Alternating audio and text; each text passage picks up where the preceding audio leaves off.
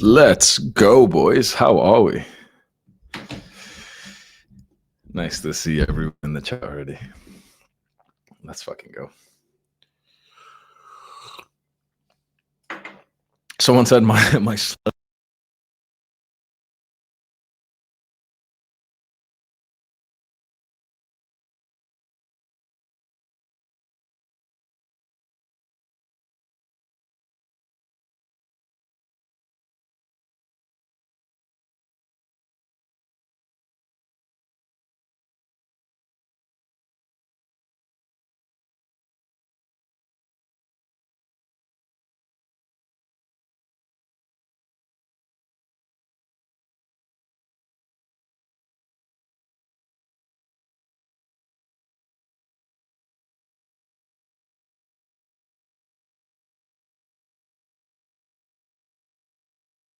testing 1 2 blah, blah, blah, blah, blah, blah, blah. Testing 1 2 testing 1 2 testing 1 2 beep beep beep.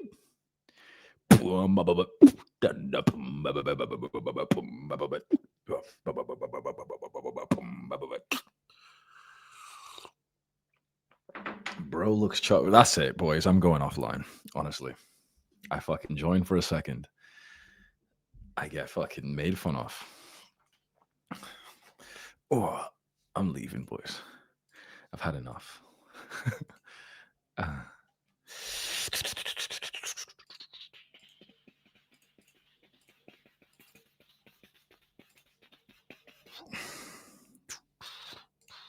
How are we all? Let's go, boys. Let me know. How are we? Let me know in the chat. I am so tired today. For all the guys who have been here for a while, the last few days I spoke about the fix I'm gonna have for my routine. And I really fucking took action on what we said over the last few days. I went to the gym this morning, did the full workout. Then I sat outside and journaled and ate at the gym instead of coming back home. I did weightlifting, upper body this morning. And then I did a mobility class at 12 for 1 hour I was stretching, and it was intense as well, right? It was fucking sick. And then I had about 1 hour to kill, so I sat outside and journaled and whatever. And I was quite tired then as well, so I was thinking like, oh man, this is actually pretty tiring. But still, I was like, fuck it, you're tired when you get home after the gym anyway, so you may as well just stay here.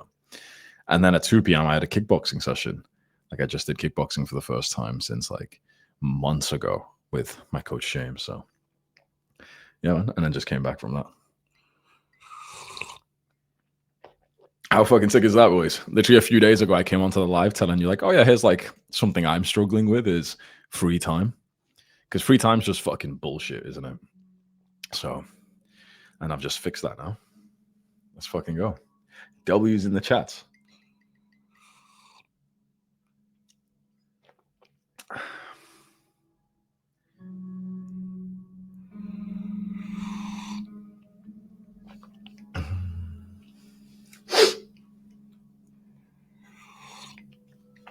Yeah, James is sick, man. James is such a good coach. We literally hopped back on, and my skill in kickboxing was honestly like as good as it was about 6-7 months ago when I had the fight, and I've only trained once since then. I can't believe it, brother. Like I actually, to be honest, I can because I'll shadow box at home just for fun, like randomly in front of the mirror, start throwing some punches, and my skill, like the speed, everything, the step has been fucking sick, man. So good. Would you do another fight? Yeah, I probably will. I said I wouldn't because it was a bit of a distraction from business. And then I watched the video of a YouTuber who said that he does a fight at every million subscribers. So he has like 16, 17 million. And when he hits 17, he's going to do a fight. When he hits 18, he's going to do a fight. And I was like, oh, you know what? That's actually cool as fuck. Okay.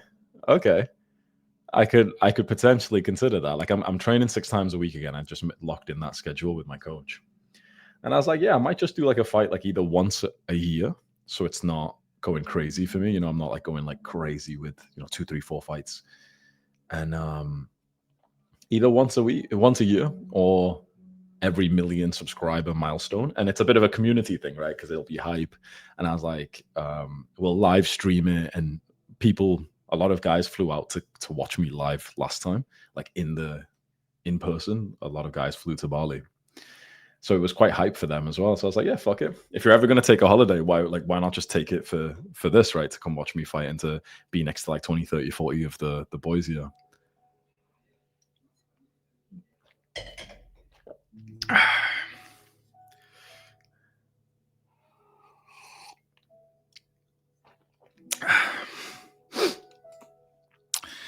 Domago said, I started to follow you a few years ago. You changed my life for better. I appreciate it. How can I give back to you? Just follow the advice and make some progress, man. Knowing that I'm being listened to is everything. Like for me, I don't know why this is, right? I think this is like what it's like what the spiritual people call purpose. It's what Robert Greene, the author of 48 Laws of Power, it's what he calls your life's task. For me, it's always been giving advice. Like that's even when I was a child, giving advice has always been this like natural thing that I've always done. It's what I've like lived to do. And the best part of giving advice is when someone actually takes the advice. So if you guys listen to my advice and if you take it and if you make some progress, that fulfills me like fucking crazy. And if you tell me as well, if you let me know as well, I fucking the comments that are always the long ones where someone's talking about their story, so I can really sort of visualize it. And the guy says like, oh yeah, I'm from this country and I followed this advice 3 years ago. I was like this, but now I'm like this, and I've got a girlfriend now, and I've been going to the gym, and I've got a great physique, and this problem I was struggling with so much, I've actually fixed it now. When it's like the long comments, the ones that take like 2-3 minutes to read, they're the ones that like I sit there and I'm like smiling like, fuck me, that's fucking really lovely to see. Really nice, man. So that's probably the way.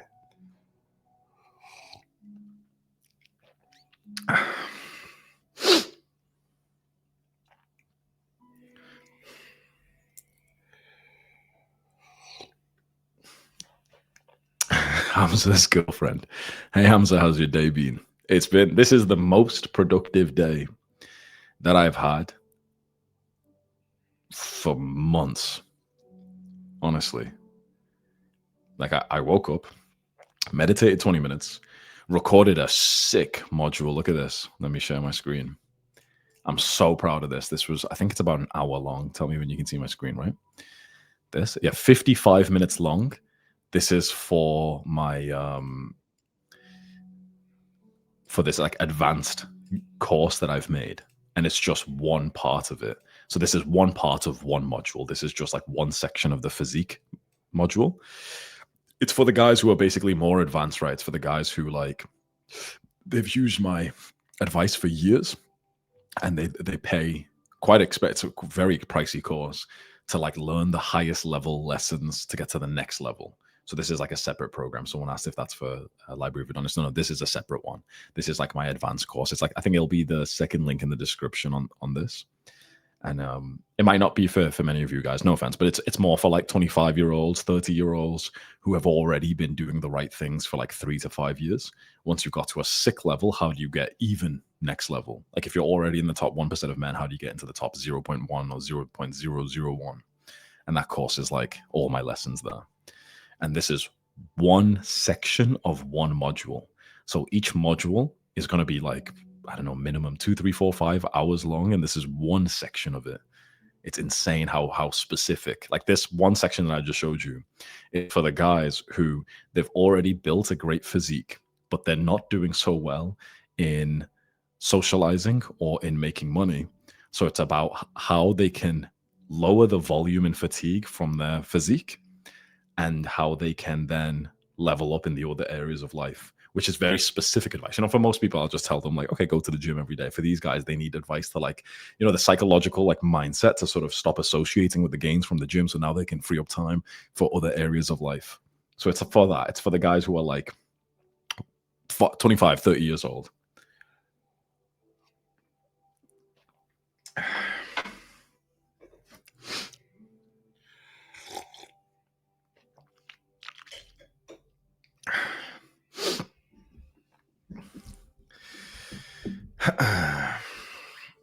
Respect, you look good. GG, bro. Thank you, man. I'm getting pretty lean, man. I think this is probably my most handsome look. This is the most I've been getting like compliments and stuff. And I'm still like 90 kg. Like this morning I was like 89 kg. And give it like a few weeks, and when I'm like 88, 87, I'm gonna look fucking insane. When my cheekbones come in, when I'm lean, this part of my face looks so handsome. This right here, like the cheek, the line there, douche, douche, douche, douche. Especially when you still have a thick neck as well.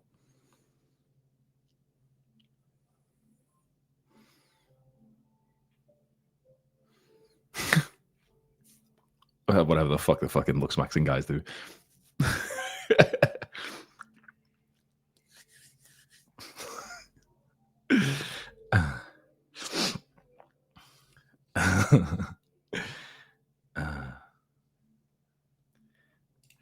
What's bench, squat, deadlift? I don't squat or deadlift right now. Maybe I will again in the future. Bench, the only bench I'm doing is incline, and it's 116 kg this morning.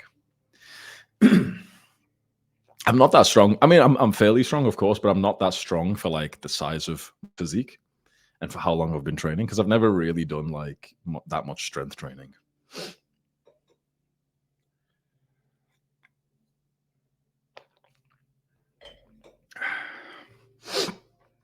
How to get thick neck?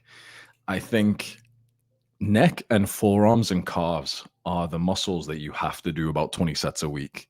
Once you've trained them, like if you're just starting, then it's different. But if you've already trained your neck for a while, if you've already done some volume for calves and neck and forearms for a few years, but you're still feeling like a little bit too skinny, what I found is you've got to go closer to like 20 sets a week for these ones. For other muscles, it's actually so easy to grow when you can like progressively overload the strength that you lift, like the weight that you lift for dips, for bench press, for row, for pull-ups, whatever. But for these ones, it's like you can't really progressively overload the weight that much. Like once you get onto a 20 kg plate, it's like kind of impractical to try and stick another plate on top of that. And then when you do that, you're kind of just cheating with your hands. So with stuff like this, I'm going more volume now, just like 20 sets. Well, probably about 15.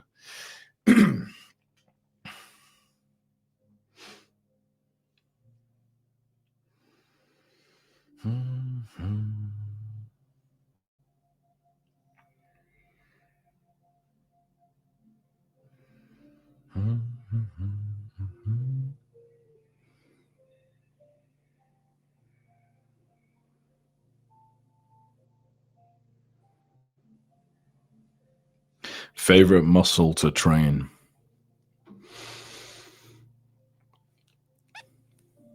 What gives me the most joy? Like what single exercise gives me the most joy?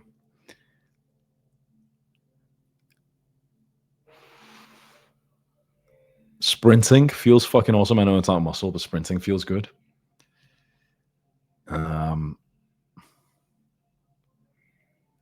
Probably bent over row. Probably rows. That's probably why my back is like fucking crazy. My traps are better than like most guys I've ever seen who have trained for as long as I have.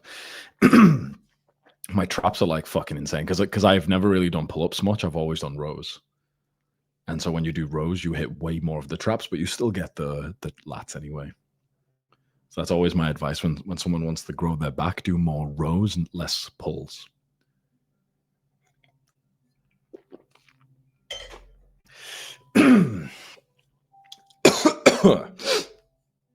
I'm so fucking tired, man. Holy shit. I've literally been like outside all day since like 8 a.m. to about 3. I'm so tired, but I feel so fulfilled doing that though. Tired but fulfilled, because that was the motto of the kickboxing season for me. And it feels like it's starting again. But I've got to make sure I keep up like recovery and stuff, because I've done like three hours of exercise today. So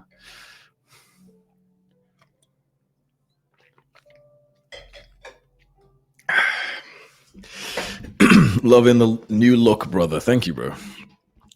That's very nice of you. What exercises do you train neck with? I literally just do the standard neck curl. I don't do the backwards one right now, and I don't do the side ones. I'm just doing about 15 sets a week for the standard neck curl, like with a plate on top of your head. Stick your head off the bench. Boom. Is your monthly recurring revenue the highest it's ever been? Last year, I got it to like 220K, but it sharply dropped after that. Right now, I think it's about 120, 130 now. Still fucking, when you think about it, that's fucking insane, isn't it? Like, can you guys even believe that? I make like 120, 130 fucking $1,000 a month. Like, not per year. Not per year, per month. Like, that's fucking insane, isn't it?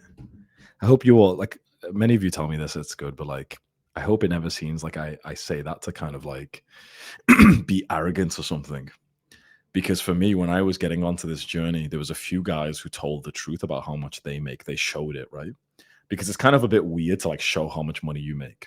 Because people think you're like flexing, whatever. Look, if I was flexing, I'd show you like, oh, look, I've got this car, I've got this watch, whatever. But I don't really flex. I just give you the fact, right?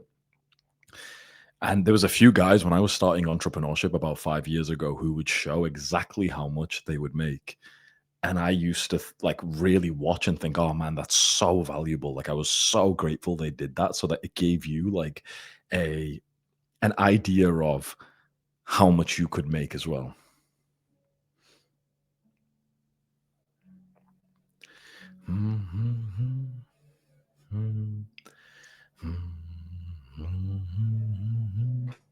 Would you prefer a son over a daughter? No, I want both. I want as many kids as possible, honestly.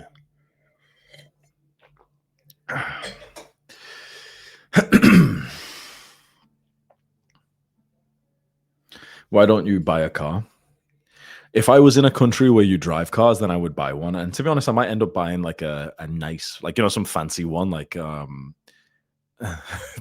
don't really like, not like a sports car or anything, but some like Range Rover, G Wagon, some big SUV style car, right?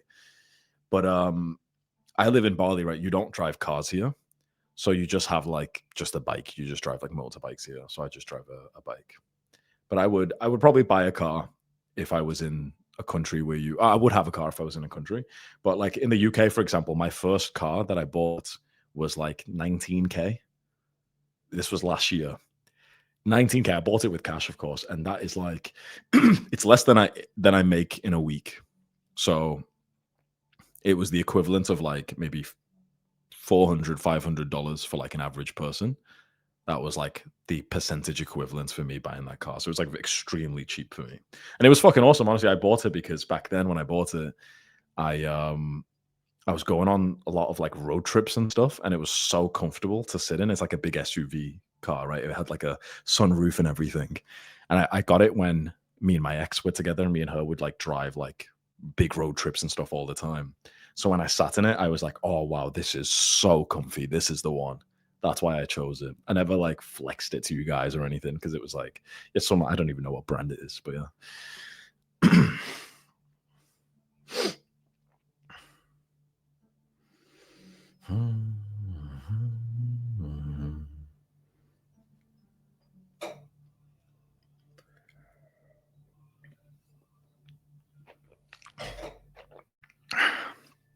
I only started driving last year.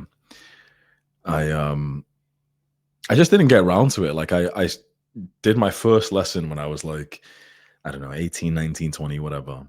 But then I moved to the middle of the city, like Manchester, right to the middle of the city where you're not going to get a car. I was like a student right next to my university. So I didn't need a car. You just walk over to uni. And then after uni, I still lived close to the sort of public transport of Manchester. So that was fine. And I took a few lessons here and there, but I didn't really give a shit. And I went to do the theory test 2, 3 times. And I swear to God, right, I've not even told you guys this story.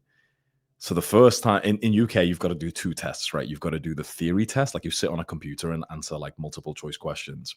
And then you do like the practical, you sit in a car and drive test, right? But you've got to do the theory first. And I failed the theory, I think 2 or 3 times because I was just fucking retarded. One, I was like stupid and I had brain fog and everything back then. But two, I swear to God, I think about two of the times I went, I was high. Like I literally smoked weed before I went. And then when I finally passed it in 2024, I I remember telling my what happened was like my I sent my brother a message, right? It was 2024. I broke up with my ex-girlfriend. I was living back in like my family's home. I'm a millionaire. I make 100 about 200K a month at this point. So I make 200K a month, by the way, not per year, $200,000 a month.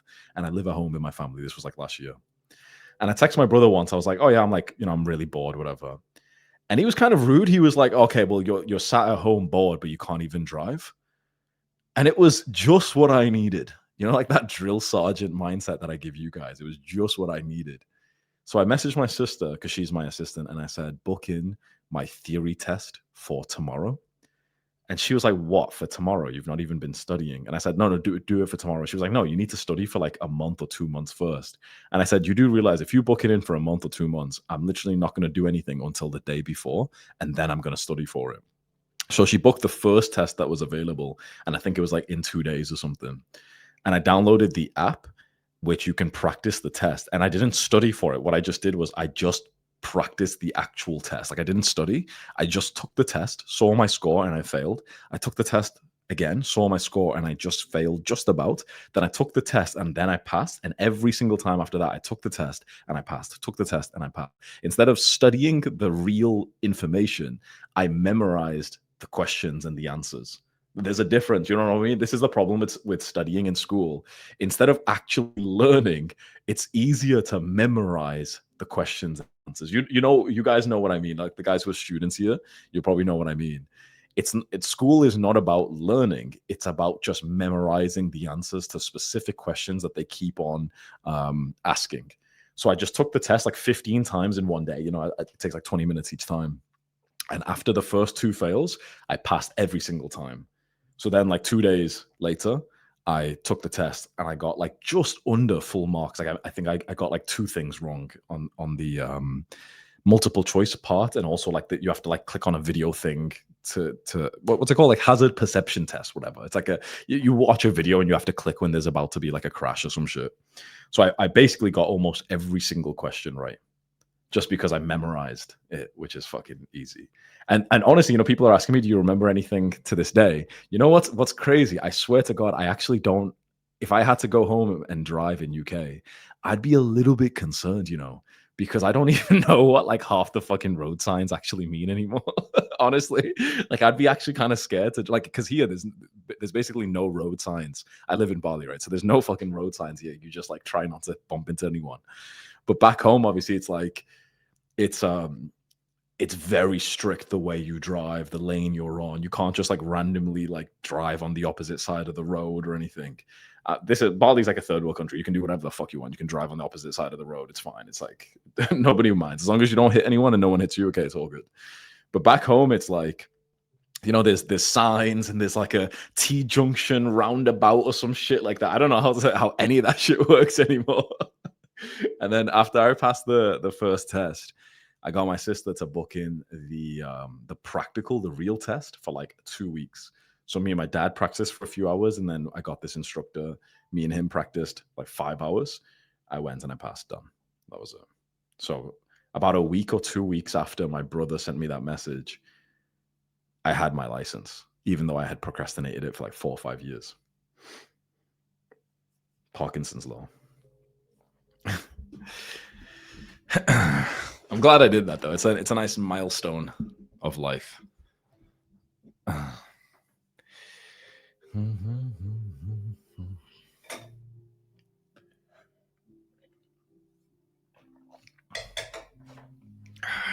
I love road trips. I really love road trips. Not on a bike, to be honest. Like here, you just drive bikes, right? And a 5 minute, 10 minute bike ride is pretty nice when it's sunny outside and you look sexy and you've got like your music on and whatever.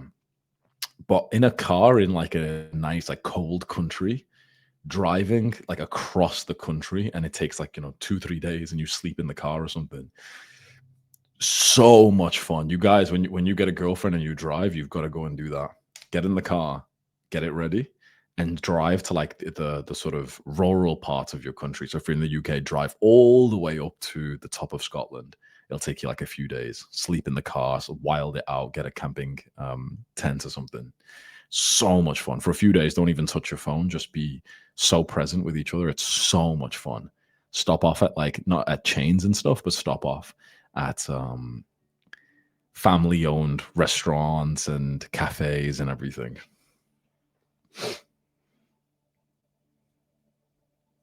So much fun. Last year or the year before that, I did a bunch with our boys here, like with my own followers. I got I had that program you guys all know, the first one I'd done in school. And every like 1 or 2 months we were doing like hikes and stuff. So we'd like 50, 100 of us would get together and go hike up a mountain together. And most of us got there together, like, you know, with everyone had like, you know, some people had a car. So like 4 or 5 of us are driving there together, and another car with 4 or 5 guys is going together. Another car with 4 guys is going together. It was fucking sick. So much fun, honestly. So much fun. Got to do more of them again, man. Like the guys who came, they were like, "Holy shit, this was like the best moments of their life." Like, you know, doing a meetup with the boys, and we were just doing silly shit. We were like wrestling each other in the mud and everything. So much fun.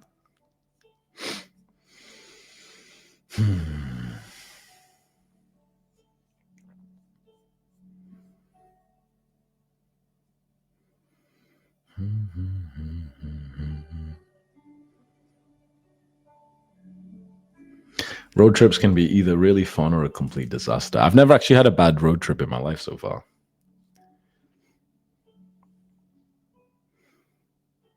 Every single one's been so nice.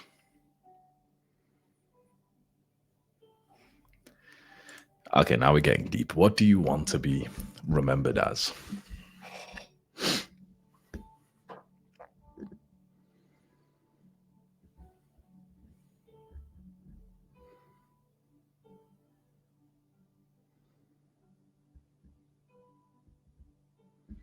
What do you want to be remembered as? What would everyone say for this question? You know, the answer that came to my mind, the one word was leader, and I almost didn't want to say it because I felt like, oh yeah, but you know, some fucking dork in the chat is gonna make fun of you for saying, oh, leader, oh, that's so corny, bro. Bro only gets 200 views in 4 minutes. Bro fell off, like, you know what I mean? Like those fucking guys say that shit. So, but that's probably the answer that came straight into my mind was leader. Because I've dedicated the last few years to YouTube. And when someone asks me, what do you do for work? I always say YouTuber so they understand. But I honestly feel like my real role in life is not YouTuber, but leader.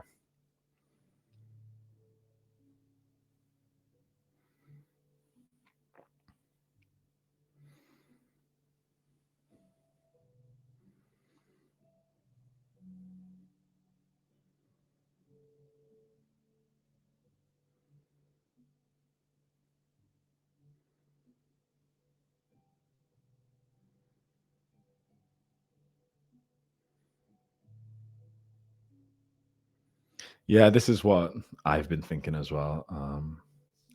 Dylan said, YouTuber is too small a word to sum you up. YouTube is just your medium. That's exactly it. YouTube is still, it means a lot to me, like this specific platform, because it's always been the platform that I've used. I love the style of it, everything, right? But yeah, YouTube and content is just the medium. If I could walk out somewhere and have the same amount of attention, you know, 50,000, 100,000 people listening at one point, then of course I'd just prefer that. Like imagine a speech in front of 100,000 people. I'd 100% do that. YouTube is just the medium. And it's a fantastic medium. It's been so fucking amazing for all this.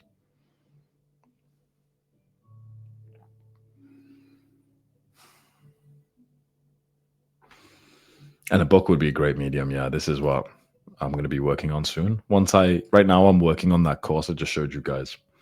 And once I finish that, then I will do I'll start working on the book, I think, after that. It's already almost done, to be honest. It's got like 180 pages. I just need to go through and edit it all, and then maybe fill out some details here and there. But it'd be ready, honestly. I'll probably publish my first book by like sometime next year. Who would go out and buy that? Type one in the chat. Very similar to like David Goggins' book. Like, the style of it is about like a person's life story, and there's like lessons of like discipline and hardship in there. Do you guys think, for everyone typing one, is that like oh fuck yeah, like of course you should write a book, like 100% I'd go, you know what I mean? I would assume so. There was a question I asked myself once, where it said, how can you scratch your own itch? Basically, what's something you really care about, you spend a lot of time and money on, and so you think, okay, well, I spend a lot of time reading books. And it's like, well, how can you scratch your own itch? Can you do the thing that you spend a lot of time or money on? And I was like, okay, well, can I write my own book? And I was like, yeah, like I already was a few years ago. I just kind of stopped it. And I was like, yeah, fuck yeah, I think the boys would fucking love it. I reckon you guys, for like my big followers, I reckon you guys would really like it. I just stopped, honestly, because I was working on it. Just before that point when I made that video, I fulfilled my purpose. That's when I was working on the book. And so when I fulfilled my purpose, like when I made that video, I had like the burnout, the health problems and everything. I just kind of left the book behind, thinking, okay, well, this is like, it's just another project that I'm dealing with, I'll leave it behind. But publishing the book, I know for a fact, would be such a huge milestone for me. And I think you guys would really like it as well. Imagine like a full guide that I make, because a lot of you say the full guides that I've made are like the best ones. And imagine a full guide, but it's times like 50, right? A full guide takes me about a week to make. A book usually takes people about a year or two to make.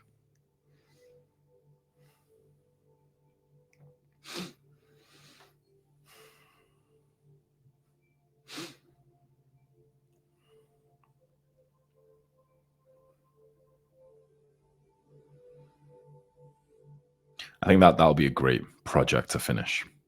I think that. And another one, actually, let me see if you guys would like this. I had an idea for a series called Saving Jeffries, where I go on calls, or maybe eventually even in person, and have like a really long, imagine like a 2-3 hour conversation with like an absolute like Jeffrey. And imagine me just like helping him as much as I can in a conversation. He's bringing up all of his excuses, limiting beliefs and whatever. Imagine like a real fucking Jeffrey, right? And I'm sat there like helping him, and he's complaining that he's depressed and whatever. And that'd be fucking cool to watch, right? Because even if you're not at Jeffrey level, I bet it'd be like so interesting, so entertaining, but also educational to watch that. That could be like kind of like my format of my podcast. Instead of most people just podcast, they just like interview famous people, like if they're just trying to get views. But I feel like for my podcast, I just use it as like a format of me just helping like the guys who need the most help. We got to find a way to like attract like complete and utter Jeffreys. Like I'm not talking about, a guy who's been on self-improvement for 6 months, but now he's struggling. I'm talking about like a Jeffrey who doesn't even know that like porn is bad for him, for example. And imagine like me, like watching me live, having to convince like a fucking Jeffrey that porn is bad for him, and like all the limiting beliefs, excuses that he makes, till eventually he, like, you see everything crack. His worldview just fucking changes,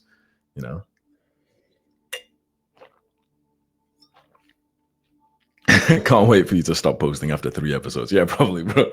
Maybe even just 1, bro.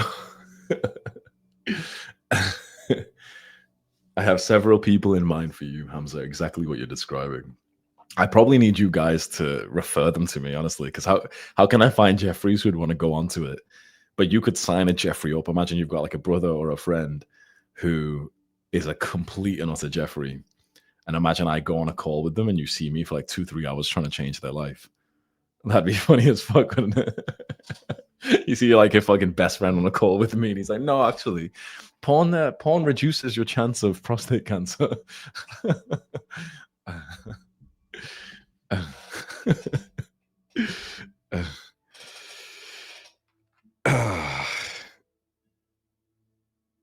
Um, I think I'm gonna put.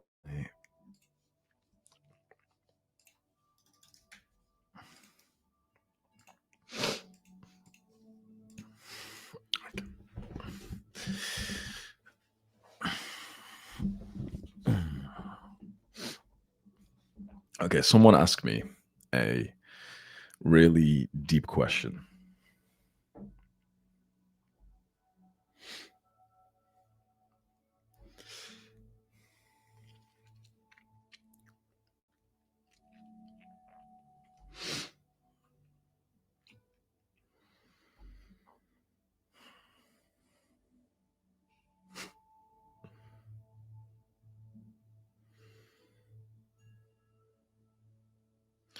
Trolley problem.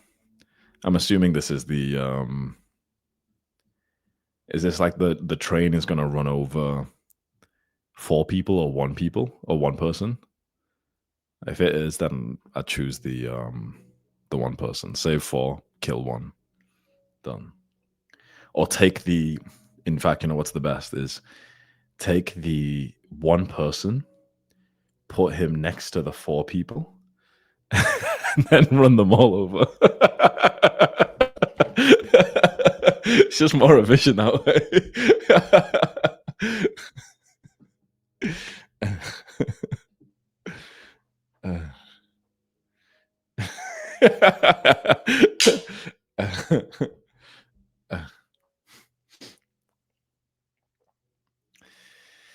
Um,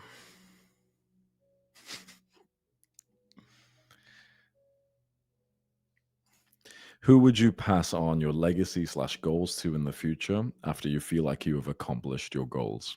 A successor.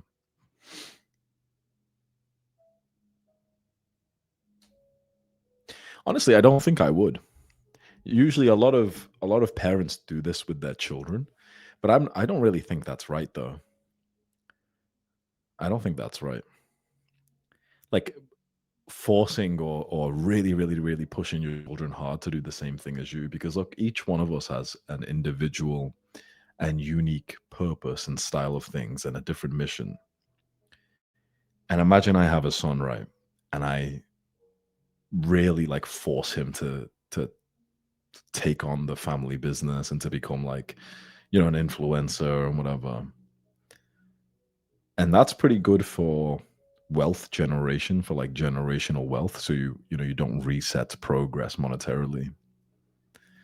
But I don't think it's good for life fulfillment for the person who just has their pathway just set up from like by you. I don't think that's fair as well. You know what I mean? Real success is not how much money you make, it's how much fulfillment did you have in your life? Did you work on the things you wanted to work on? Like I wish I could just shake by the shoulders everyone who thinks success is literally just like trying to maximize how much money you make. I think success is working on what you want to work on every day. Like what's more successful than that? Everyone I know who works on something they don't want to work on, but they do it just for money, every single one of them are depressed and weird. Like they've always got nice fucking watches and haircuts and stuff, and they're always so envious of me.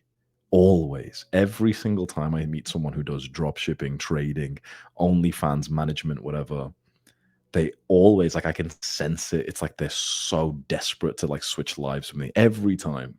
Every single time. And when you guys become successful, you'll see this. Because there's a lot of guys who make money, but most people make money in a way that doesn't actually fulfill them. And they're not working on the thing they want to work on. That's like being with like a girl. You don't even want her. You literally don't even like her, but you're like, oh, but she's already here, right? So I just think that's such a waste of life. Just because you can look, making money is hard. Making money is hard if you do the thing that fulfills you. But you know what's interesting? Making money is hard if you don't do the thing that fulfills you. It's still not easy to make money in trading, drop shipping, OnlyFans management, crypto. It's not easy to make money in those things, right? It's still not easy. So if any way you're gonna have to grind and dedicate your life to something, if any way you're gonna have to work hard, can you guys see like how fucking like stupid it is to go and work on something you don't want to work on just thinking, oh, but I can make money. But yeah, you can make money just doing the thing you actually want to do. And usually you'll make more money when you do that, even if you feel like the the market is more saturated or anything like that.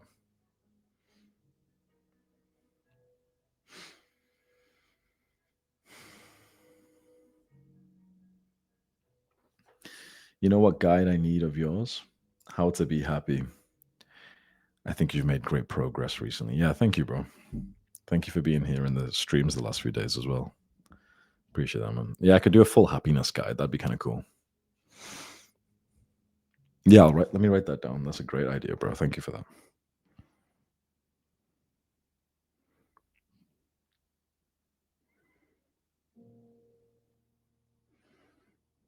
Yeah.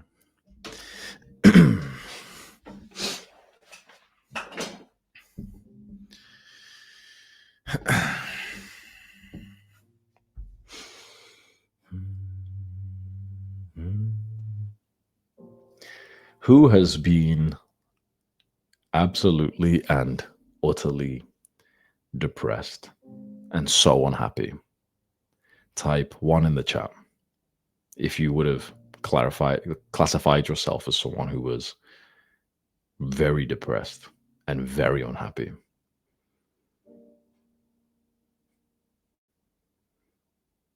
Type 2 if you've never felt that way before.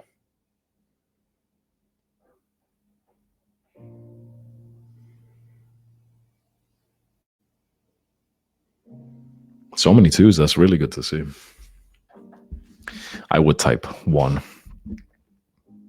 And for the guys who type 1, the guys who have been like in the shallows, in the darkness, and who are no longer feeling that way, what do you think was the most important things that helped you? What helped you the most getting away from feeling depressed to feeling so happy? What's the biggest thing that helps you?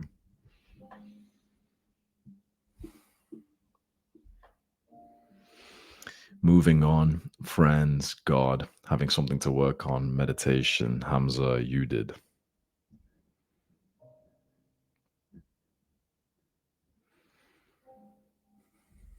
Purpose, productivity, socialization, meditation. You, because I had zero hope. You, Hamza.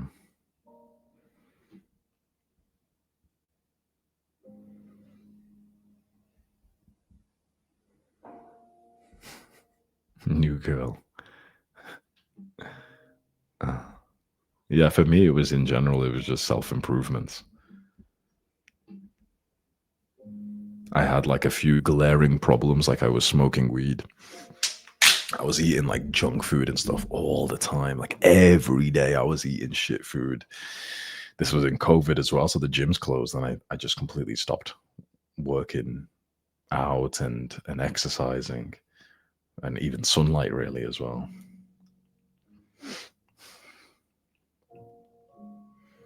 Yeah, progress is the number one motivating factor. That's such a good fucking statement from Daniel right there. Everyone should even write this down, honestly. Progress is the number one motivating factor. The feeling of progress, the feeling of growth is one of the most important things in my entire life. So fucking important. And don't you think that it stops? Don't you think you'll make a certain amount of money, you'll get to a certain level of fitness, and now you can just maintain and stop? If you stop growing, you will start to feel quite similar to how you felt in your worst days. Mark my fucking words, because I'm telling you from the other side. This doesn't mean that you have to keep making progress in the exact same thing. Let's say you've already made millions of dollars. Then you don't really need to make more progress in that. Sure, if you don't want to. But still, your life needs to be about progress. Your life needs to be about growth. All living things grow. Don't you ever believe, like those soy boys who tell you, like, oh, you're all so extreme. You're just like working hard. You're not having fun. I'm telling you right now, this is the real fun. All these people will say this shit to us, right? Like, oh, you guys just need to have more fun. You're just so obsessed with improving yourself. The thing is, they don't realize we had the same fun that they had, right? All of us started in the same fucking bullshit instant gratification dopamine fucking fun that they're telling us to have. Oh, you guys should just relax, like your life is about like progress and discipline and goals. No, we had their fucking life. That's like our worst case scenario. That was our backup option. We already had their fucking life. Right, you see these guys who make videos about me. Oh, but he's so extreme. Life doesn't have to be about discipline. No, we already fucking had the fun. We had the video games. We had the porn and the junk food. We had all of it, and life was fucking shit when we had all that. I know their version of fun. I've had it before. What's that fucking new trend? They don't think I know ball, but I know ball. Some shit like that.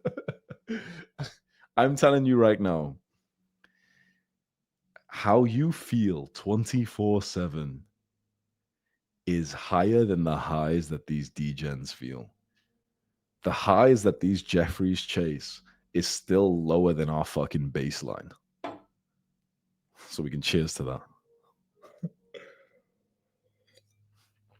that. I know ball. And it's just like a clip of me like smoking out of a bong or some shit. They think we don't know ball, bro. uh,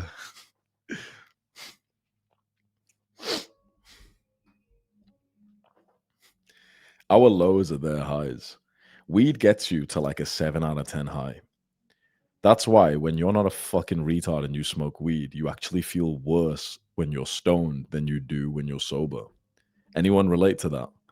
Like there was a time for many of us, for the guys who smoke weed here, there was a time when the high actually made you feel better and it felt nice.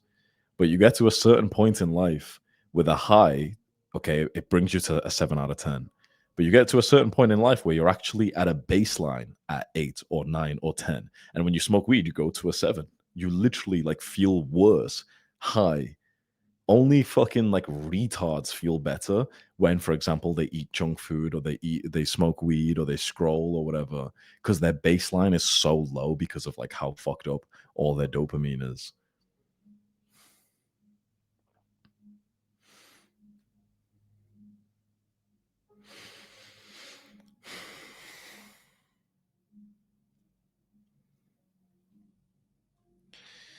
What do you think you need to be progressing in the most right now? What I want to progress the most in is my YouTube channel. I just want to see it fucking grow, man. I'm like dedicating my life to helping the boys and wanting to see it grow. It means so much to me, man. Like the channel and the audience size, like the subscriber count, even though it's like, it's a silly like vanity metric, but it's just like a number to track, right? So seeing that go up is like my biggest sort of like metric that I'm chasing right now. That being said, of course, it's more about, the heart and the purpose of helping people. But still, it's like it's just a nice metric to track. So that's the thing I want most. But what do you think you need to be progressing in most right now?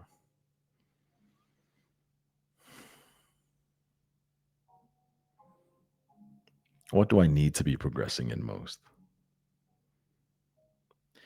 For you guys who know me, what would you answer for this? For me, what do you all think I need to be progressing in most? Let's see what everyone says. This would be very interesting actually to have like a crowd sourced therapy session. Religion, relationships, religion, religion, religion, religion, Sam. Uh, religion slash spirituality, video thumbnail, long term relationship skills. Seems like most of like if we did a poll, actually, can we do a poll? Let's have a look. Let's get like specific numbers.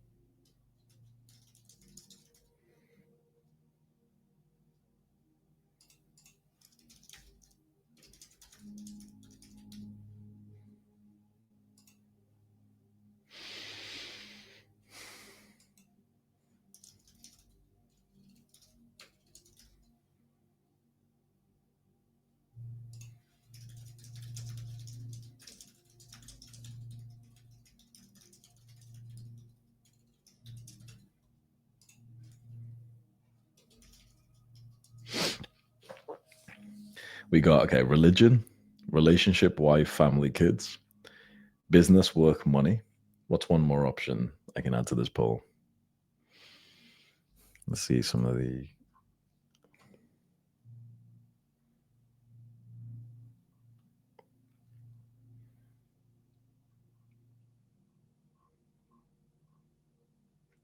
Seems like it's not even going to be a.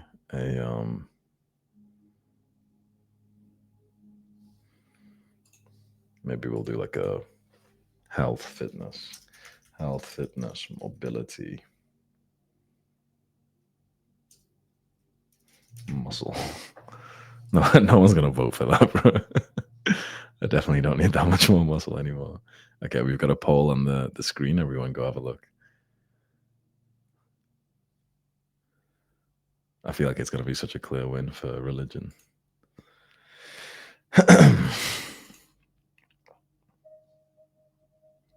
Definitely not teeth. uh, we got. Oh, it's closer than I thought actually. So business and health/fitness has got the lowest votes, but then religion and relationship, like wife, family, kids, has got almost equal. That's quite interesting, isn't it?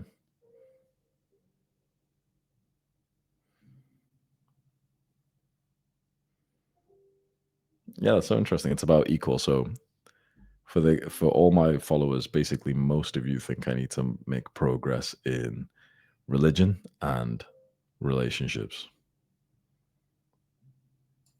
No. Cool. That's actually so insightful.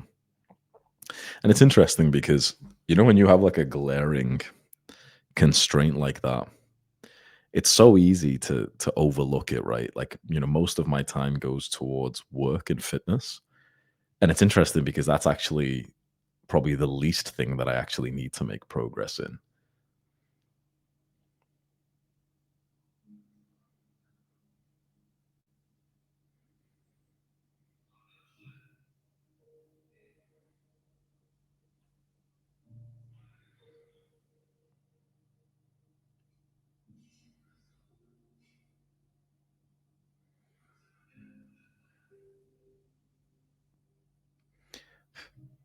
Mosquito.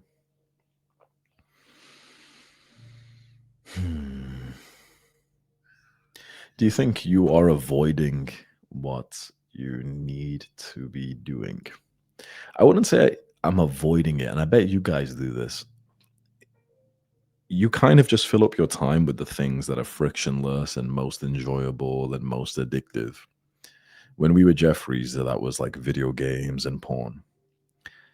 And now that we're not Jeffries, for most of us, what is it? It's like weightlifting, right? It's like the physique because it's such an addictive, like, it's an addictive lifestyle. Okay, bodybuilding, go to the gym, lift, and eat calories and track your macros and everything.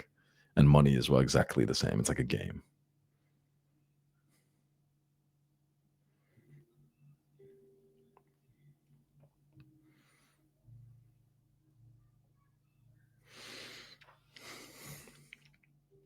So I don't think I'm avoiding it, but I think it's just easier to just do other things and kind of let your day just kind of like go almost automatically. Which yeah, I should probably like be smarter with. Dedicate some time to. How do you like? Okay, you a lot of you just said, okay, I should consider like religion more. How do you actually do that? Because I feel like most people will say like, oh, like read the Bible, read the Quran. But I'll be honest, and I don't mean to be disrespectful, but I've tried. And if I'm honest, like I just don't really understand it. Like a lot of people say, like, oh, I read the Bible, I read the Quran and it changed my life. And I've tried and it's like I understand nothing. Like it makes no sense to me at all. I don't know if I must be a fucking retard because everyone else is saying it worked for them. But I'm like, it's just I don't know if like the translation's kind of tough or something. But it just feels like I'm reading and I don't even understand like what point it's being made. And people will say, like, oh, there's this like verse from the Bible or this story in the Quran. And it's like I never read those bits where it's like some interesting story. It's just like statements that like to me, like me, I'm not trying to be disrespectful, but it just doesn't really make like sense to me or something. You know what I mean? Anyone else feel that way? Like like everyone says, like, oh yeah, read the Bible, read the Quran. You try it, and you're like, I don't understand what point it's even making. Like, but then people say, oh, I read the Bible, it changed my life. Oh, I read the Quran, it changed my life. But at least not for me personally. I wish it did. That would have been cool, but no.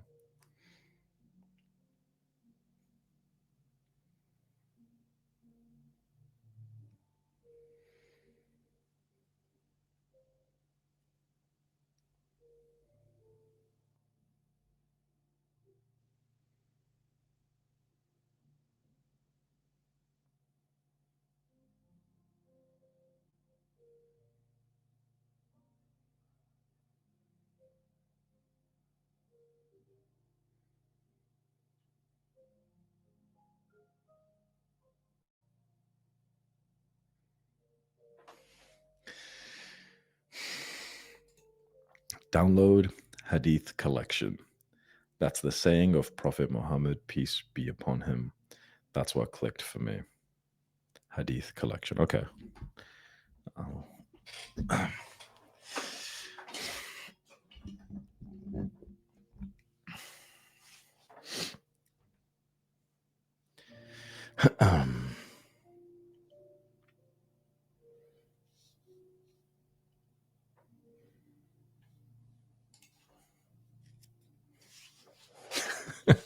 Hamza, you look fully gay, bro. What's this? What's this stream with the pink lighting? We can't be as Sigma as you. Sigma universe, Sigma male, Sigma world, Sigma race. I wish I was like you, bro, with a lioness as your profile picture. You know that's a female lion, don't you, bro? He's gonna go and change it now. Like, oh shit! Oh yeah, I'm not a girl. He's gonna go change it to like a lion with a big mane now. That's so funny. I guarantee he didn't even know it was a female lion, and he's gonna go change it to a male lion after this. Yeah, you're a Sigma, bro.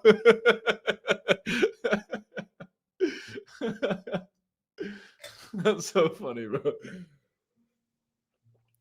No, it's a male lion. AI generated it. Bro, it's a female, bro. You know what a male lion looks like? It has like the big mane around it, bro. You're using a picture of a female animal. It's like Sigma universe, bro. That's adorable, bro. That's so cute. That's so fucking cute, man. uh, uh, go change your profile picture and come back, bro.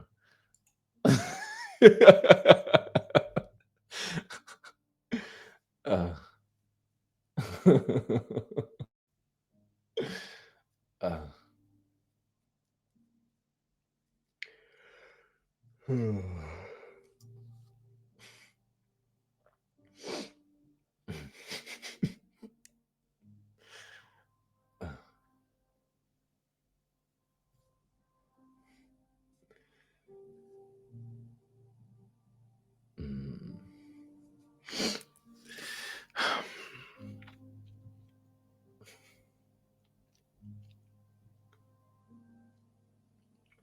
Does your name mean lion? Mine does. Yeah, I think my name means lion. Let's have a look. Hamza meaning. Hamza is an Arabic masculine given name in the Muslim world. It means lion, strong, steadfast.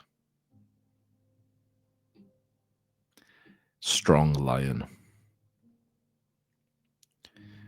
Brave lion. That's fucking so cool.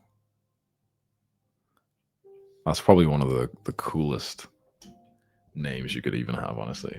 Like, oh yeah, what does your name mean? Oh well, it's an emerald. It's like a rare rock. Uh, the Sigma male guy is so pissed off. His name doesn't mean lion. Uh,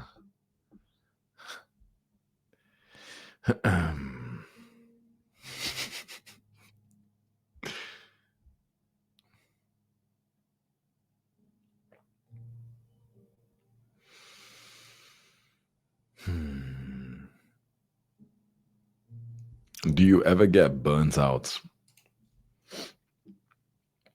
I did. I think probably about just one time back. You know, when I posted that video, I fulfilled my purpose. That's when I was well and truly burnt out. Like, honestly, I can't even like remember that time. Honestly, I was so sick. Like, I imagine this. Imagine every day you wake up with a headache. And I'm not talking like once or twice. I'm talking for about 3 months straight every day. You wake up, you're all nasally and like you can't even breathe from your fucking nose. And when you blow your nose like that, brown like fucking snot's coming out. Like I was just fucked. Imagine you've got a fucking headache every morning for months straight. I track my health right using this device, and it was in the red every single day. Like every day, it was like coming up with like warning signs, like, "Oh, you need to recover. You need to recover. Like you're basically fucked up." And I had no idea what the fuck to do. It was so tough. And I tried my best to be like disciplined and keep making content or anything like that. But honestly, nothing was working. Yeah, this was when I was living in Dubai. Yeah, you could hear my nasally voice. Yeah, yeah. But it was such a hard time that I can hardly even think back about it, you know, because it was, I mean, it was a few years ago, but I think I've kind of like repressed like 1 or 2 months from my life, like end of 2022. And it's interesting because that's when I was gaining the most subscribers. Like I was gaining about 5, 6, 7, 8, 9, 10,000 subscribers a day. Remember when we used to post daily videos? And every single day I'd post, and in a couple of hours, it'd be like 100, 200,000 views. Like that's fucking insane, right? That was the success I wanted my entire life. I'm 25 years old and I'm getting 500, 1 million fucking views per day, 5,000 followers per day. I'm getting stopped on the street quite literally more than 10 times per day, like for a workout. That's what I wanted this entire time, and my health was just fucking terrible. If I could go back now, I wish if I could go back, I'd just tell that version of me, like, bro, just move home. What the fuck are you doing in London? What the fuck are you doing in Dubai? It's not for you. And I can't blame it, because it's like I was, I was making money. I wanted to move out. I wanted to have my own place. But the environment was probably the catalyst for this. Because my health was absolutely fine when I was in Scotland the month before this. This was when I was with my ex-girlfriend and you guys saw like, clips of me and her like on the farm and whatever. And when I was there, things were absolutely fine. Like my health was good. It was all good. When I was at home, my health was all good. But in London and in Dubai, it was just everything just felt like sickly and bullshit. Like in London, I didn't feel safe. And that anxiety carried over to Dubai. But even in Dubai, it just feels like a sickly kind of place. And it just was not for me whatsoever. So the moment I moved out from there and went to Thailand, things started to like pick up a little bit. And then I moved to a different place in Thailand, things picked up a little bit. And then when I finally, in like March 2023, after about 6 months away from home, finally moved back home, my health instantly went back up. I still remember. So imagine from around like August 2022, that's when I moved to London. And from London, I went to Dubai straight away. So in October, I went to Dubai. Then in Dubai, I stayed there for 2 months. I went straight to Thailand. And in Thailand, I went in the worst season when there's so much smoke in the year. Like I literally went in like the what's called the burning season when it's not safe to even be there. So imagine how fucked up this was. I literally left Dubai because the air pollution was terrible. And I got to fucking Thailand. And I was in this city called Chiang Mai, which has the worst air pollution in the world during this like 1 month period. And it turns out that's the fucking time I went there. And you literally looked outside your apartment and you couldn't see the fucking mountain that was there right there. Because you're inside smoke, basically.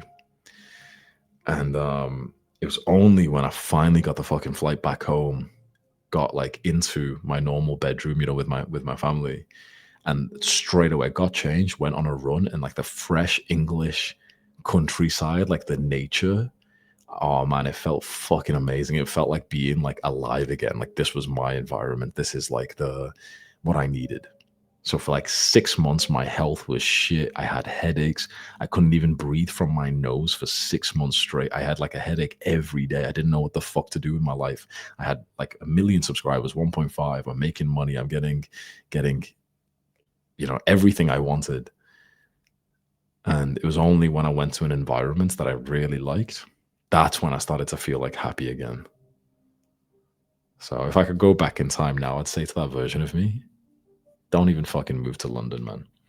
Go to Scotland if you want, because that was pretty cool. But just move back home. You don't have to move to London. You don't have to go and live with like this girlfriend that you're seeing. Just go and keep staying at home right now and eventually move to Bali. But just stay in your home, stay in like your neighborhood, this countryside.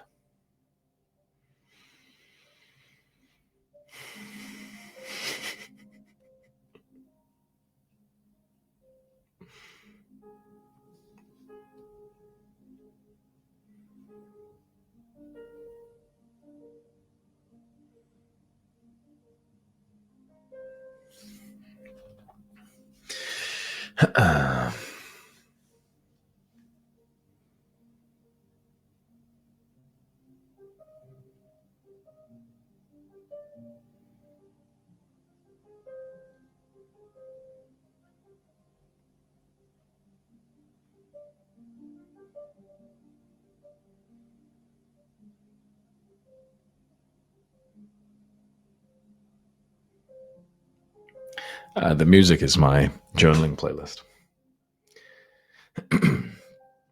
I just listen to this when I'm like journaling and thinking deeply. These live streams are basically just like crowdsourced therapy sessions, honestly. Let's just diagnose some shit wrong with me every day. See you later, Victor. Oh yeah, let me give you the link to the playlist. I was listening to this today as well. 3,500 of you have saved it. Here, I'll post the link for you now. There you go. I just put the link in the chat then.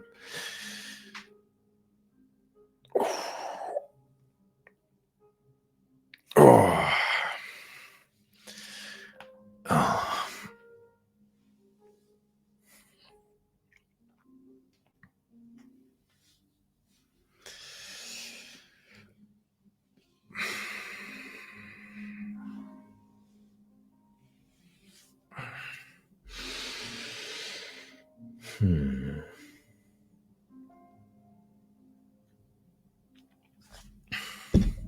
Looking small, Hamza. Keep it up.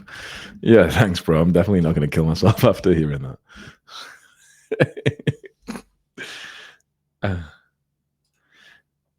I researched this extensively. It's literally a male lion, absolute joke of a channel. Also, best dating advice is to mention Crystal Cafe, and then she'll be like, "Oh my god, how do you know that?"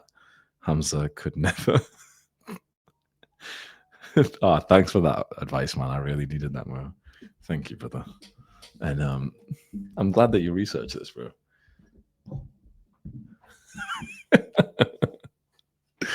Are you sure it's a male lion? Should we do a poll? Because it doesn't look like a male lion to me. It looks like a female lion, bro. And then if it's a female lion and you call yourself Sigma, then it doesn't really make sense, does it?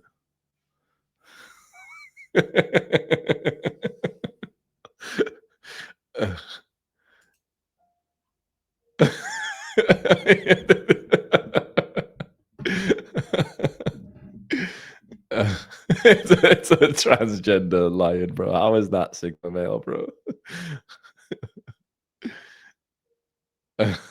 No, I'm not gonna do a poll. That's just mean.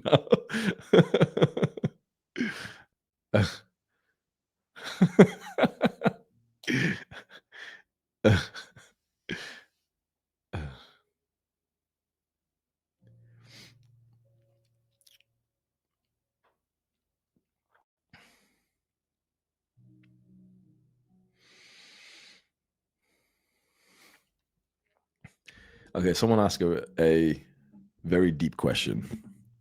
Make me cry. Let's go. I'm ready for this. We've warmed up. Let's go.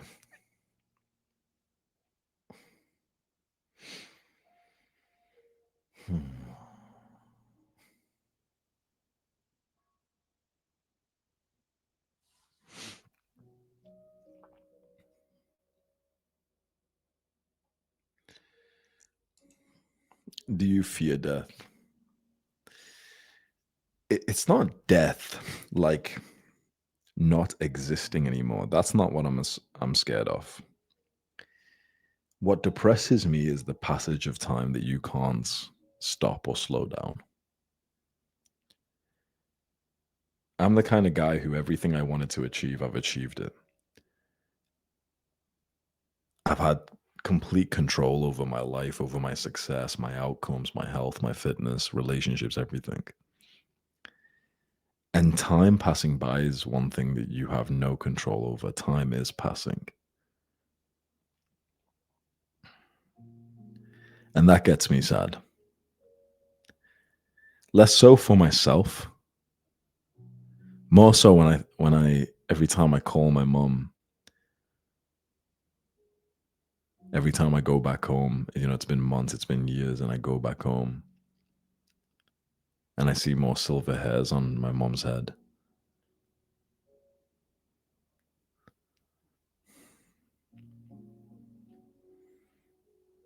That's what really saddens me. I don't fear my own death. Like, I don't think at all, to be honest. But it's more living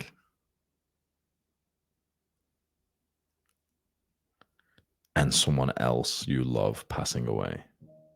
It's the death of someone you love that I'm more afraid of.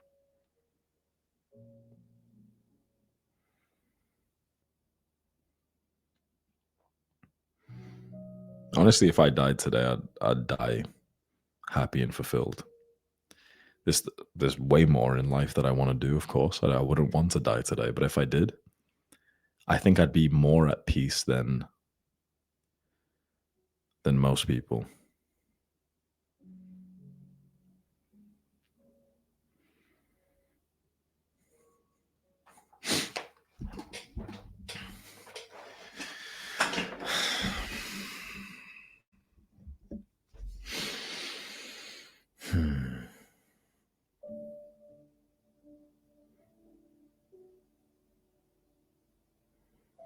Do you fear not knowing how history will go after you die? To be honest, not at all. I just don't want to stop existing. I love existence. I love life. So, me dying, it's not that I'll, be thinking, oh man, I really don't want to die because I haven't made the legacy that I want, or, there'll be stuff happening that I won't, see or whatever.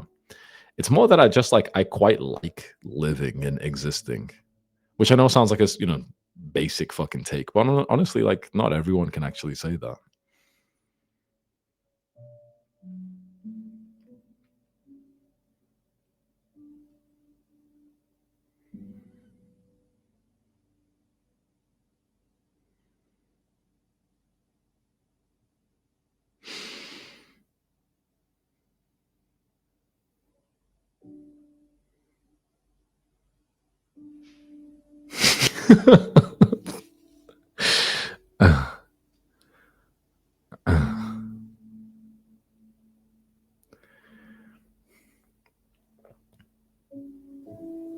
Who absolutely loves their life? Type one in the chat. Who doesn't love their life but is just kind of putting up with it? Type two. And who hates their life? Type three.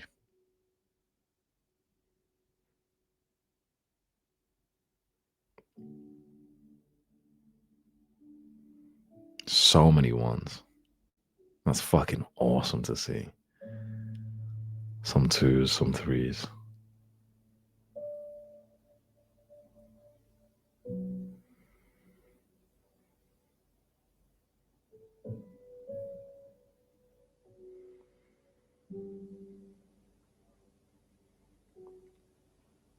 Everyone who typed one, give one piece of advice from your heart to the people who typed two or three.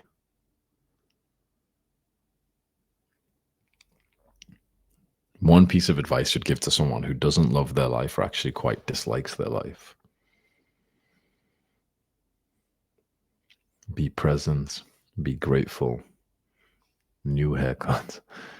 Be grateful for what you have. Be grateful. Gratitude, gratitude.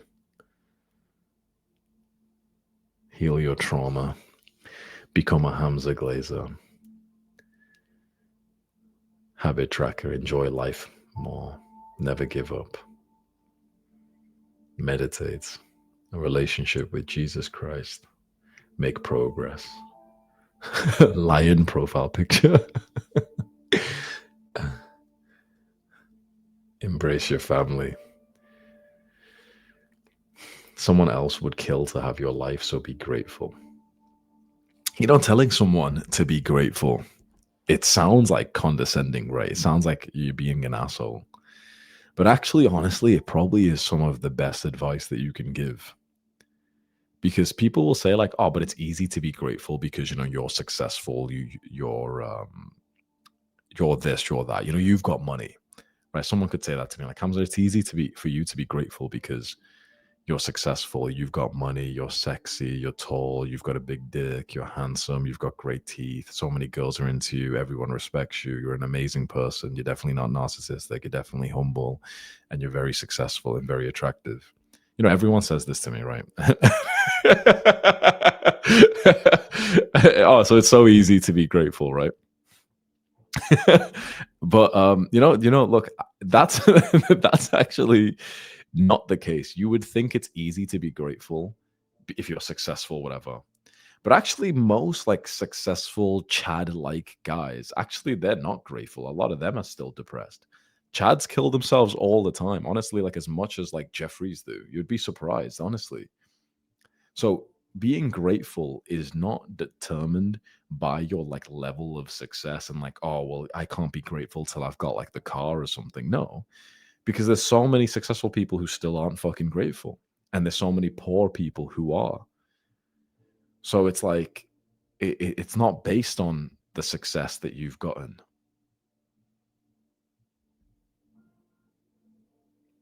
It's more just the decision to be grateful for what you have. I was grateful when I had less money than the homeless man that I was helping. Like, can you think about that for a second? I had less money than the homeless man that I was helping, and I was still grateful. I'm grateful now when I've got a lot of money, but it's a decision to make.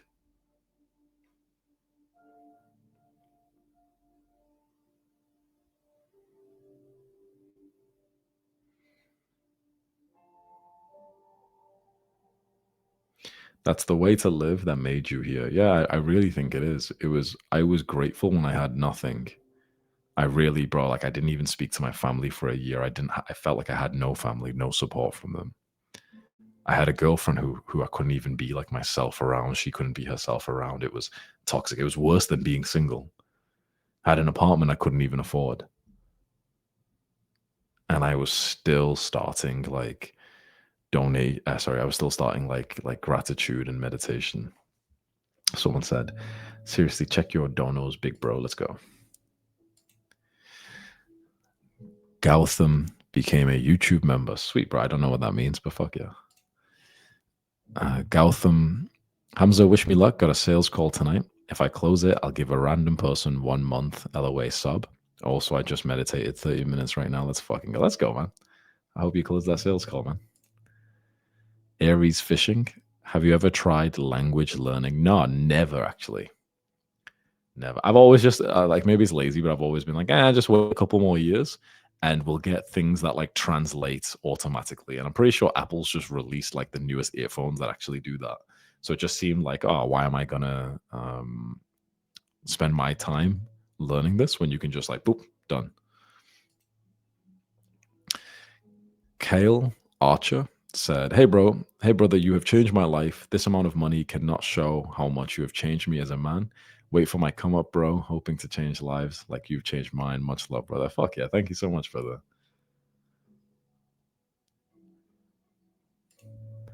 Many said, is it worth calling out Jack Hopkins and How to Beast for copying my video titles / ideas?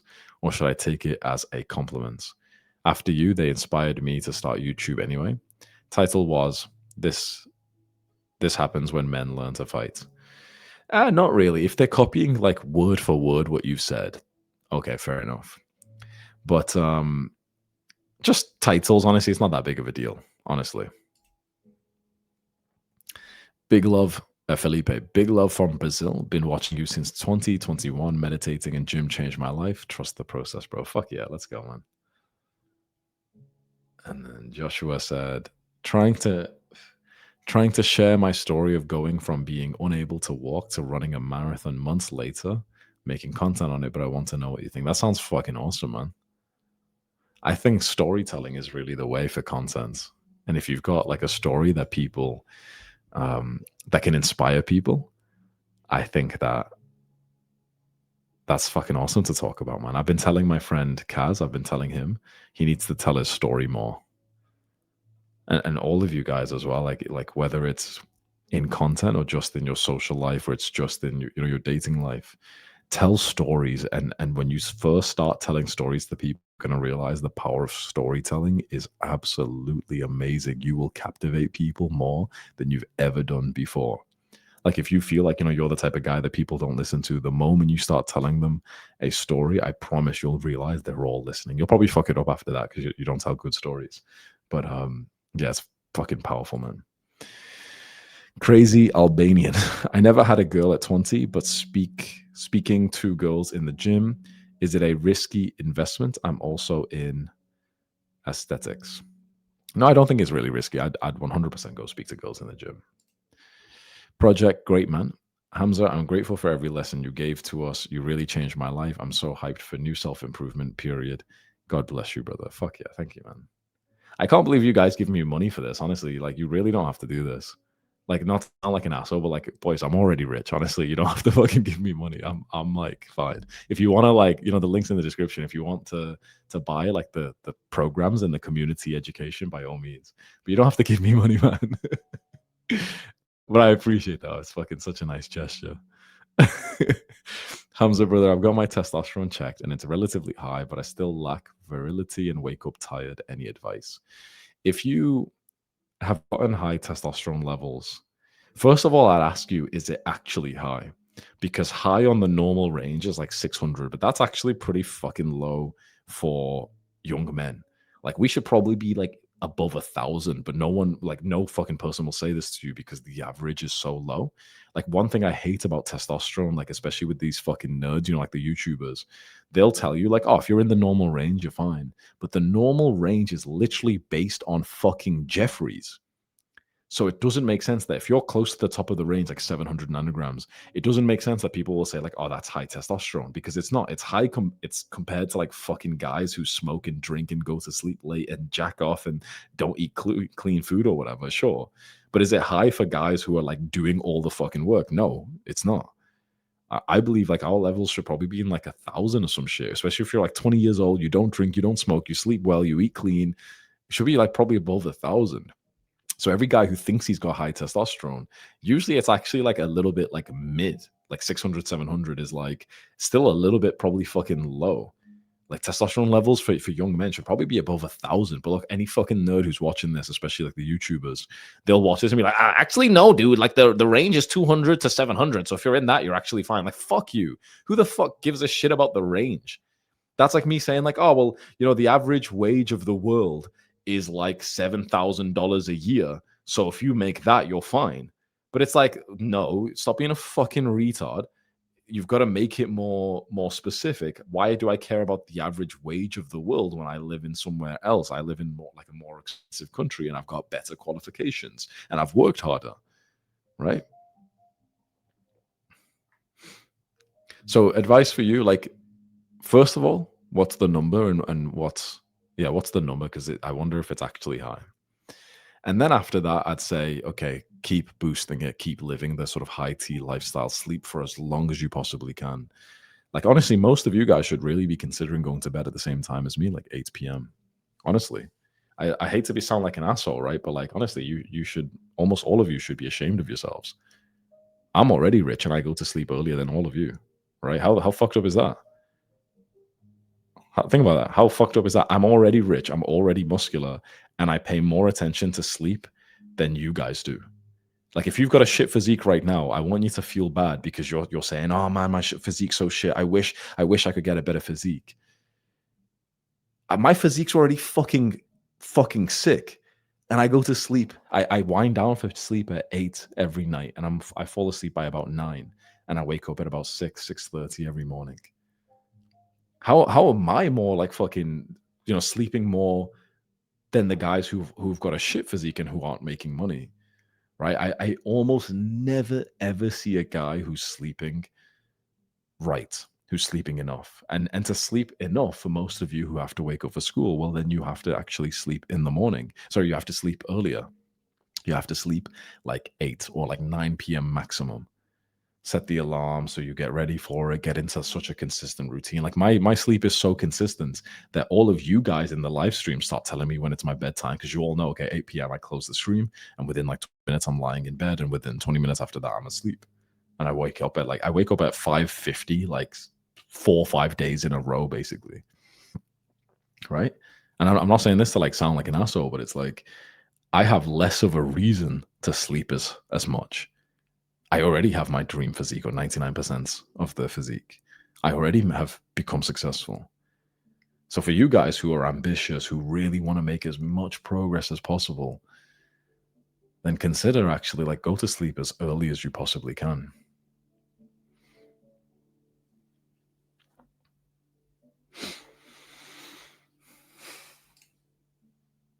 S. Khan said, in a uni lecture right now, love you, bro. Also beatbox. There's this beatbox video I watched a few weeks ago. It's like probably one of the best fucking beatboxing sounds, or I don't know, like what you'd even call it, a beatboxing song that I've ever heard. Like, this guy beatbox, and it sounds like a techno song. It's called Dopamine by Wing, if anyone wants to go and watch it. And it sounds like it's like from a movie where it's like a montage, like you're walking into like Tron, the movie Tron. It sounds like it'd be in that. It was fucking so cool. I watched that and I was like, oh man, I've got to start learning this stuff again. Actually, that's so funny. Lucid said, hey Hamza, I just want to say you saved my life in 2023. I was going to end it over my ex when I was 17. You helped change my life so much. Much love, bro. Thank you so much, man. I'm so glad that I could help you.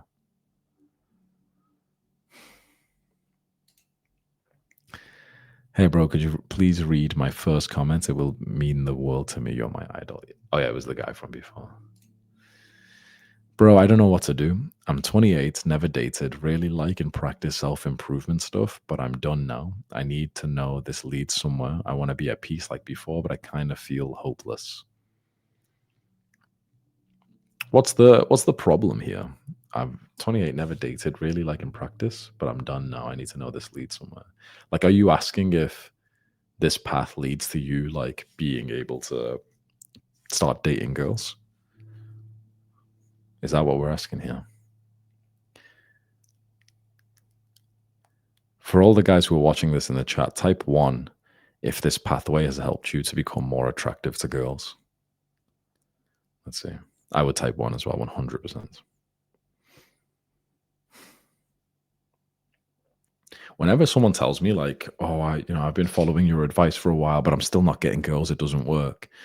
I'm like, "What the fuck?" Or whenever guys always say this, I bet you guys have all heard this, where guys will say like, "Oh, what? I went to the gym to attract girls, but I only get compliments from other guys." It's the lame fucking joke that like gym cells all say. And every single time someone says that, I always think about I'm like, "What the fuck are you doing wrong?" Like I've linearly attract more girls when I started going to the gym and as my physique got better and better and better. Like I don't know, like this is because most guys go to the gym and they just do like they don't train for aesthetics, right? So these are the guys who will make fun of you because you don't lift heavy.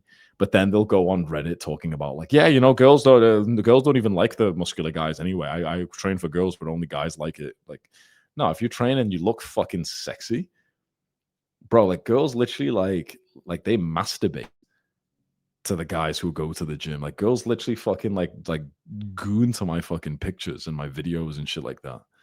It's like I'm built like the fucking main character in like all their porn movies and like the porn books that all these girls read.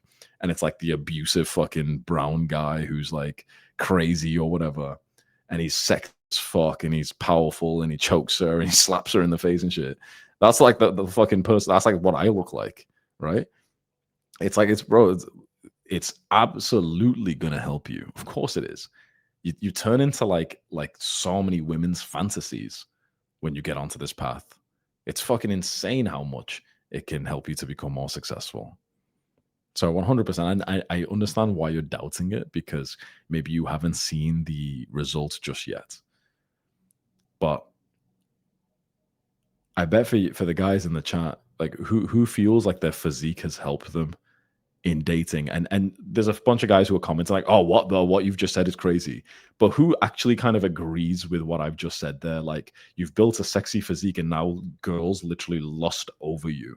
Like, who's actually experienced that? Type 1 in the chat. I bet a bunch of you fucking guys have. Everyone who's typing like, "Oh, Hamza's glazing himself," they've still got shit physiques. For them, it's like, "Oh yeah, I couldn't imagine this. No, I couldn't imagine this." But for the guys who are typing 1, if you have had the moment where you literally have seen girls get like wet over you, you've seen girls who get crazy for you, you feel like you're out of you're like in their fantasy.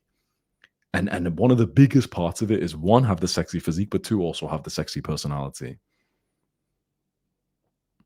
Any guy who's actually built the physique and also the personality, he knows girls are more sexual and like depraved than guys are, honestly.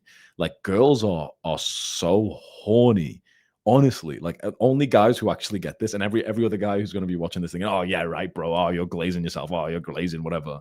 But I'm telling you right now, girls are so fucking horny. Yeah, if you're fucking ugly, you're going to think I'm glazing myself or something, fine. But I'm telling you it's true. And then any guy here who's become more attractive will tell you girls are 100 times more horny than you realize. I'm telling you, it's true. And the few guys here who really like are really attractive physically, but also like psychologically, like you can speak to a girl and turn her on. I'm telling you right now, like most guys have never seen this side to girls. So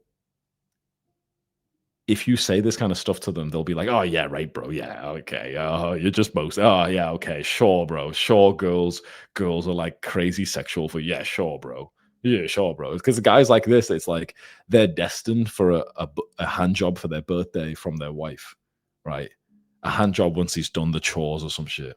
If he does the chores 3 weeks in a row, he gets half a blowjob before she gets bored. Guy, that's what guys like that are destined for. But when you become like a sexy fucking guy, bro, yeah, yeah, he might get lucky. What has changed in you so much? Invisible energy. Honestly, I'm just going extreme in the self improvement things, right? I'm just like I'm doing the things that I should be doing. I think meditation was at the start of all this. And yeah, probably that, probably meditation, honestly, because that was the start to me leveling up the discipline away from lust. It was also the move to be more disciplined in my diet. And now it's with my fitness. And then I'm just showing up better for you guys when I'm living the life that I tell you to more, right? Before this, like for the last few years, I would still record videos, but I was just kind of doing it to check a box. Now it's weird because it's like I'm actually working and recording less. But I'm just really living the life that I'm supposed to. And I think that's what it is. I think I'm coming with like integrity now. I think that's probably what it is. I'm actually living the fucking life that I'm doing, that I'm preaching to you. Thank you, Hamza. You've inspired me to record my first YouTube video. Thank you, bro. Also, I will admit I am a Jeffrey. To be honest, bro, I'm a bit of a Jeffrey as well. So I'm not going to blame you for that. But congratulations on the first YouTube video, man. Fucking milestone right there. No matter how cringe it is, keep it up on your channel, man. Let your future audience go back and watch it to see how you started. Mikey said, thank you. Hit my first 6-figure monthly recurring revenue month, and I wouldn't have done it without Hamza getting me started on this journey. Thank you, brother. That's fucking awesome. Erdem, come to Turkey. You have huge community. Yeah, I think I need to. I've never really been to Turkey before. I've only landed in the Istanbul airport, but I've never been out, actually. That could be cool, man. You ever coming to Norway, bro? Yeah, I haven't been to so many places. I'd love to come to Norway, Denmark, Finland, Sweden. Places like that seem to have like amazing like wildlife, and America as well. A lot of the states in America seem to have like amazing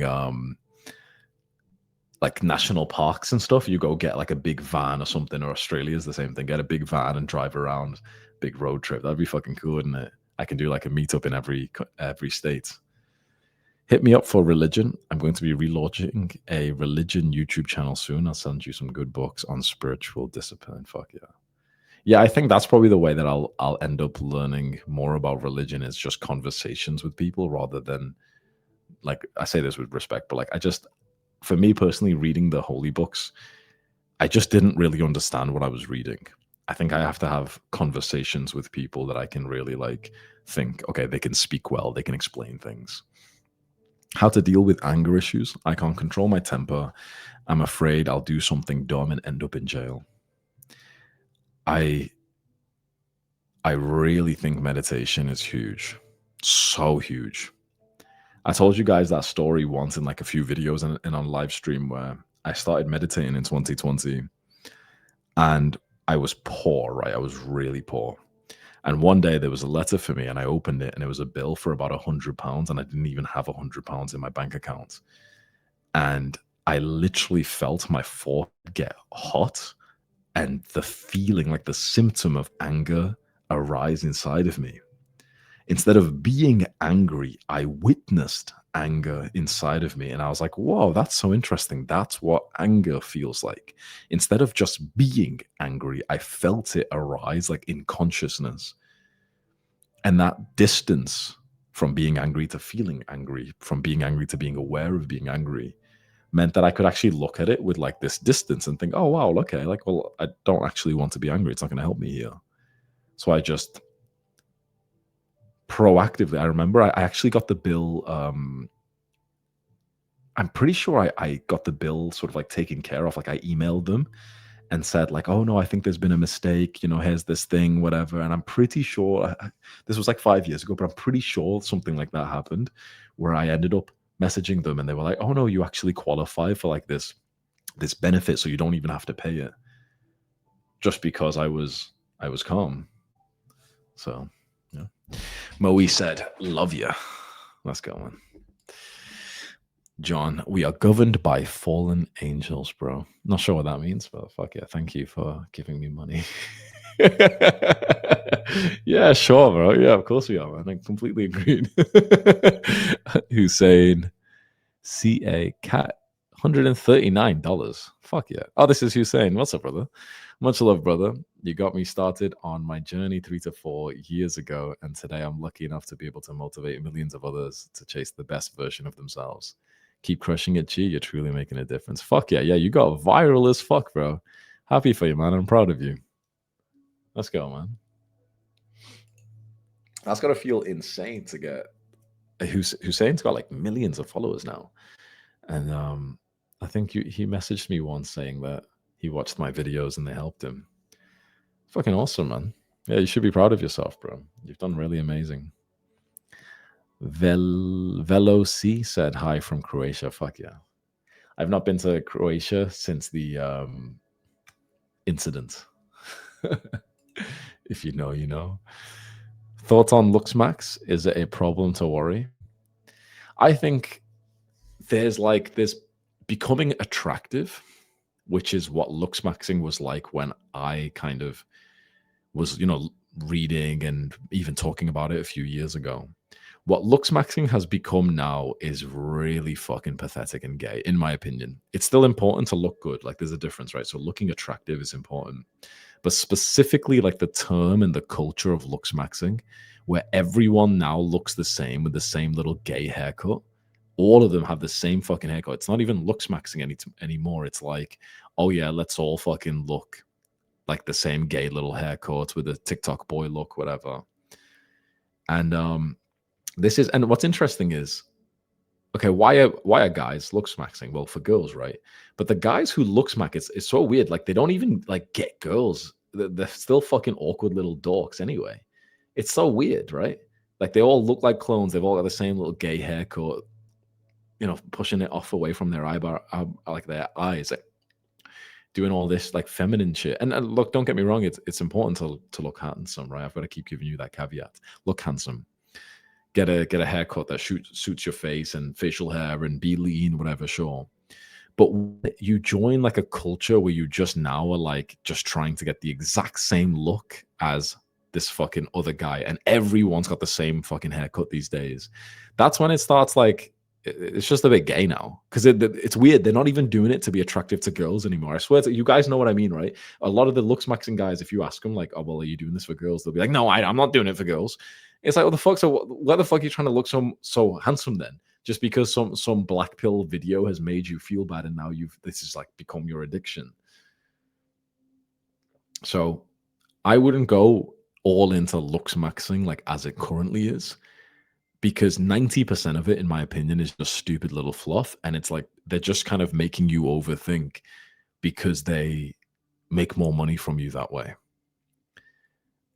And it's just like a weird obsession over your looks, which, one, is like a feminine thing, but two, it's also like, it's not very good for your mental health. Like, 100% be handsome and go to the gym and get a haircut and whatever, sure. But if this becomes your personality and you're starting to like, you're watching videos about it every single day, black pill, all this shit. For example, if you know what fucking Canville tilt is, you're too far. You're way too far into this, right? If you know about the things you can't change, negative Canville 6, the zygomatic muscles or some shit, it's like, bro, you're way too fucking far, man. Go gym, be lean, get a good haircut, clear up some fucking like acne or some shit. Okay, sweet, done. That's it, bro. That's it. You don't need to be talking about fucking bone smashing and fucking what's this Gosha fucking thing, and watching all these Luxmaxer YouTube videos and whatever. Just gay, bro. So gay. Hi, Hamza. I hope you're doing well. I've been trying different things to find my purpose, as I'm not really sure of what I'm good at. How much time should I give until I know this is not for me or my purpose?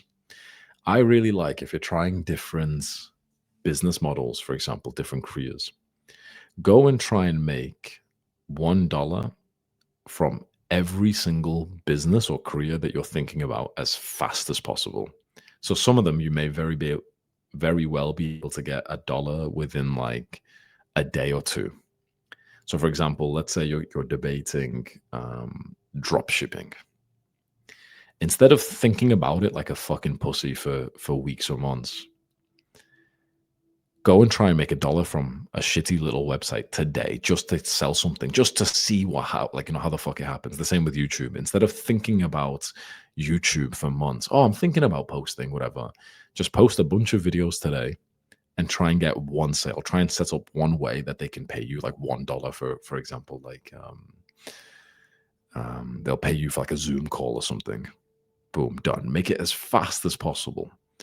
Because when you've made a $1 from a business model, you understand it 100 times more than the guy who's just thinking about it or the guy who's like half-assing it. So I'm all for like fast results. I made my first $1 in this in I think like in an hour or two. Like I literally, the moment I understood like, okay, business, okay, I can sell things on eBay.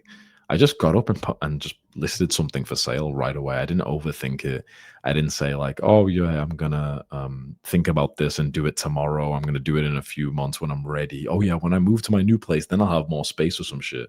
I just got up and just fucking put an item up for sale right away, and it sold. And I made my first $1 in like an hour of the concept. Some people don't make their first $1 in business for like 6 months, 12 months, but they think about it, right? They think about, oh, I'll start this business. Yeah, I'm thinking about starting drop shipping, or I'm thinking about starting a YouTube channel. It's like, why are you wasting fucking months of your life? Just go fucking try and make $1 from it today. Just see, as like a challenge, right?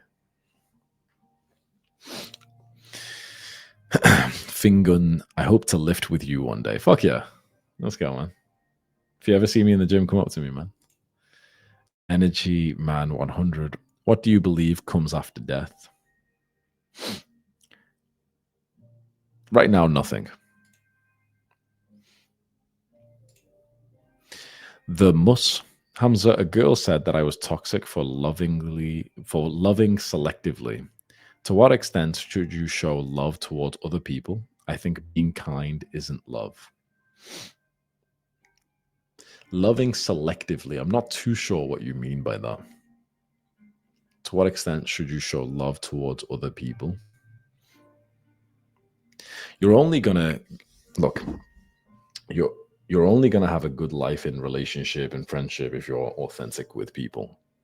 If you have to like play games, right? If you have to kind of like withdraw your love or play games or whatever to attract a girl, then clearly she's not actually like the girl who's right for you. You will attract more girls if you show more of your toxic side and you reply back so slower to their text messages, whatever. But more girls is often not better than quality girls. There's just more people who are more receptive to like toxicity, for example. So it depends on what you want. Because if you want something real, if you want someone who loves you for you, if you want someone who likes the real, authentic, natural version of you, then you should probably just try and be as completely natural and relaxed in your loving towards someone and see if they like this real version of you. Like there's parts of a relationship that can feel effortful. Like you know how you show up in conflict or whatever and you have to put in effort because she needs you to help her with something. Okay, sure. But in terms of like love, in terms of your interaction, it can feel pretty fucking easy. But actually, I don't know, because you can also argue that like most people who are quite relaxed in love, they don't even know how to speak to the opposite sex, right? Like most guys don't even know how to speak to a feminine woman. There's a great book on that, which is called Men Are From Mars, Women Are From Venus. Great book. It's kind of like The Way of the Superior Man, but like easier to understand. So it's half, man. Maybe you do need to put in some kind of intention to speak in a way that they kind of understand you. Yeah, half. Maybe it's not 100% natural. Maybe it's like, to be honest, I'm not actually sure. I wish I could give you a clear answer to this. What percentage should you be sort of just natural and relaxed, and what percentage should you kind of like know you have to act in a certain way to get what you want or to make this person feel as you want them to feel? Because if you just act completely naturally, well, then let's say if you're traumatized from your childhood, well, then you'll probably act like a fucking asshole, right? That you actually have to put in some manual work into not just acting out your past wounds. So I really wonder, actually. I'm trying to figure this out myself, actually. Good question, though. Definitely something for you to think about for yourself as well. Varun Singh, been in a rut for 2 to 3 weeks. Bad sleep, bad diet, haven't touched my day job or agency work, even with clients waiting. How do I progressively overload my way out? Gym, sleep, reset, or dopamine detox?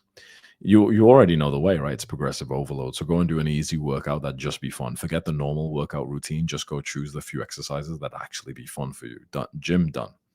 Diet, choose the foods that are healthy for you, but you would actually genuinely enjoy it tomorrow instead of like the sort of meal plan that you usually have. Done. Sleep, okay, well, the time that you could sleep, but actually still wouldn't feel like crazy early or whatever. Maybe it's 9, maybe it's 10. Okay, done. And then the other things like dopamine, you've just got to stay away from the bad habits, porn, video games, junk food, whatever, your phone, scrolling. Take your phone, turn it off, put it in like a drawer outside. Have like a day which is in peace, with journaling, with meditation. A day where you can just go and do a bit of this work and get into the flow of it. Yeah. But truthfully, bro, you already know it, actually. Like you said, it's just progressive overload. Hi, Hamza. Right now, I'm going through hardships not even your advice can't really fix. What should I do? 22 male. I love you. I'm going through hardship not even your advice can't really fix. What should I do?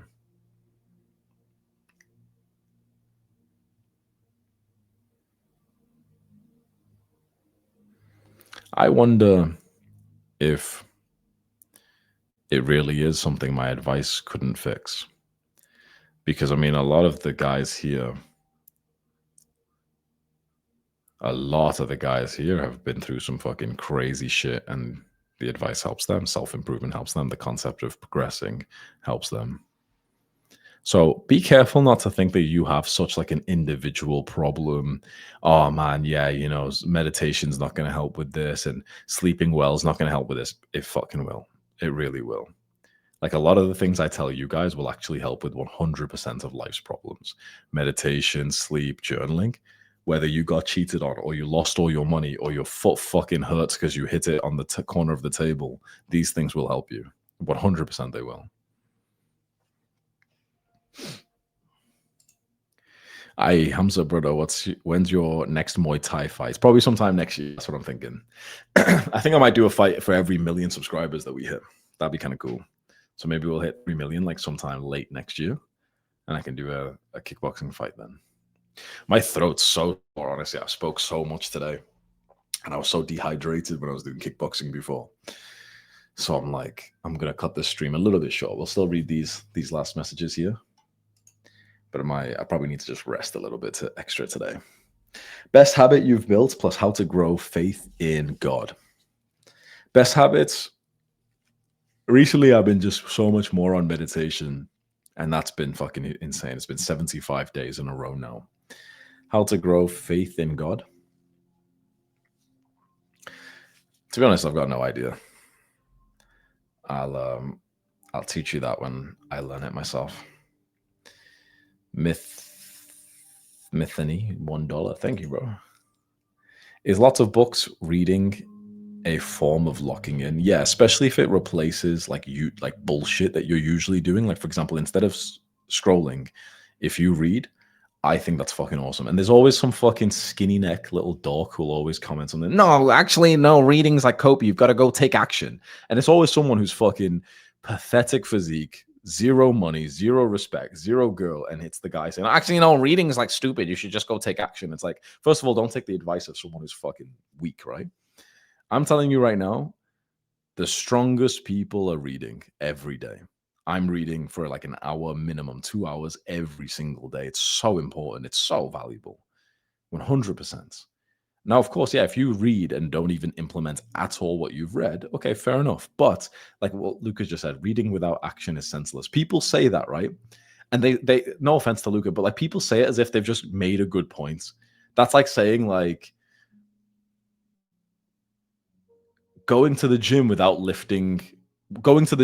actually exercising is pointless. It's like, well, yeah, fair enough. I mean, you made a good point, but just like what you said is true, but it's not a good point. Yeah, that's a good way I'd counter. What you've said is true, but it's not a good point. Reading without taking actions is pointless. Yeah, sure, but who the fuck said we're not going to take action? Naturally, when you read, you will automatically take action on what you've read. You will automatically start to make progress. You will automatically become more aware. Let's say you read about diet, right? You read like what food for you, what foods are bad for you. And let's say that same day you still eat a shit diet. Now, everyone who hates on reading will say, actually, no, like you just wasted time. But no, because imagine the day that you read a book on dieting and you still ate shit food that day. I guarantee you actually felt more pain because you were now aware of the fact that the food is worse. And you knew, oh, yeah, when I eat this food, I'll have like a glucose spike, right? So your inner mind, your psychology will change. Like for example, how long did it take most of you to actually start taking real action and changing your real behavior after you started watching me? For many of us, there's like this gap of like self-improvement depression where you started watching me, but you still did the bad habits for weeks, for fucking months, for some of us, fucking years, you still fap after discovering no fap, for example, right? For fucking years, you still have like inconsistency in the gym, right?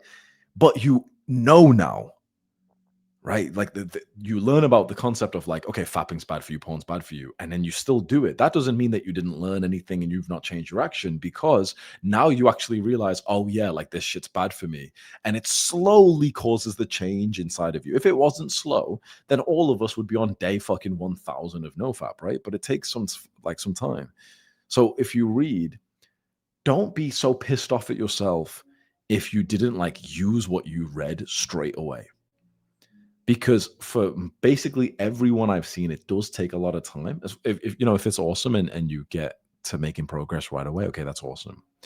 But it's like the subtle changes to your behavior and to your beliefs, that's really valuable. Don't overlook that. And look, here's the thing: if you don't read, what are you doing?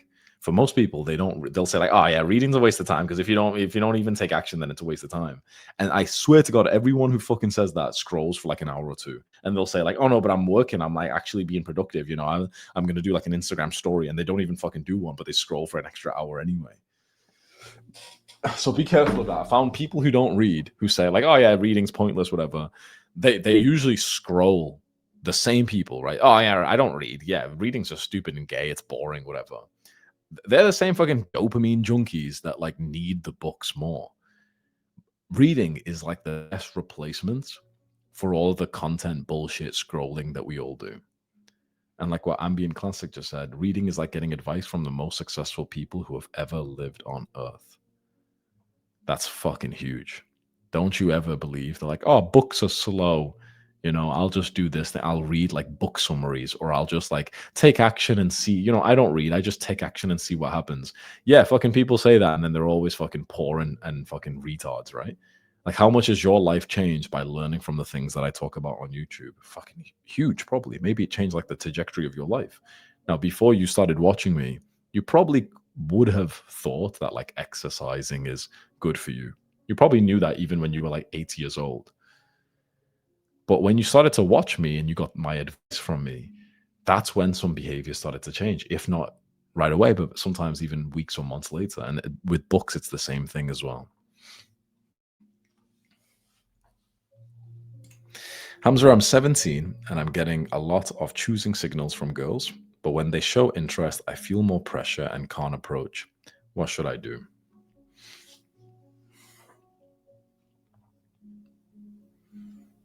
When they show interest, I feel more pressure and can't approach.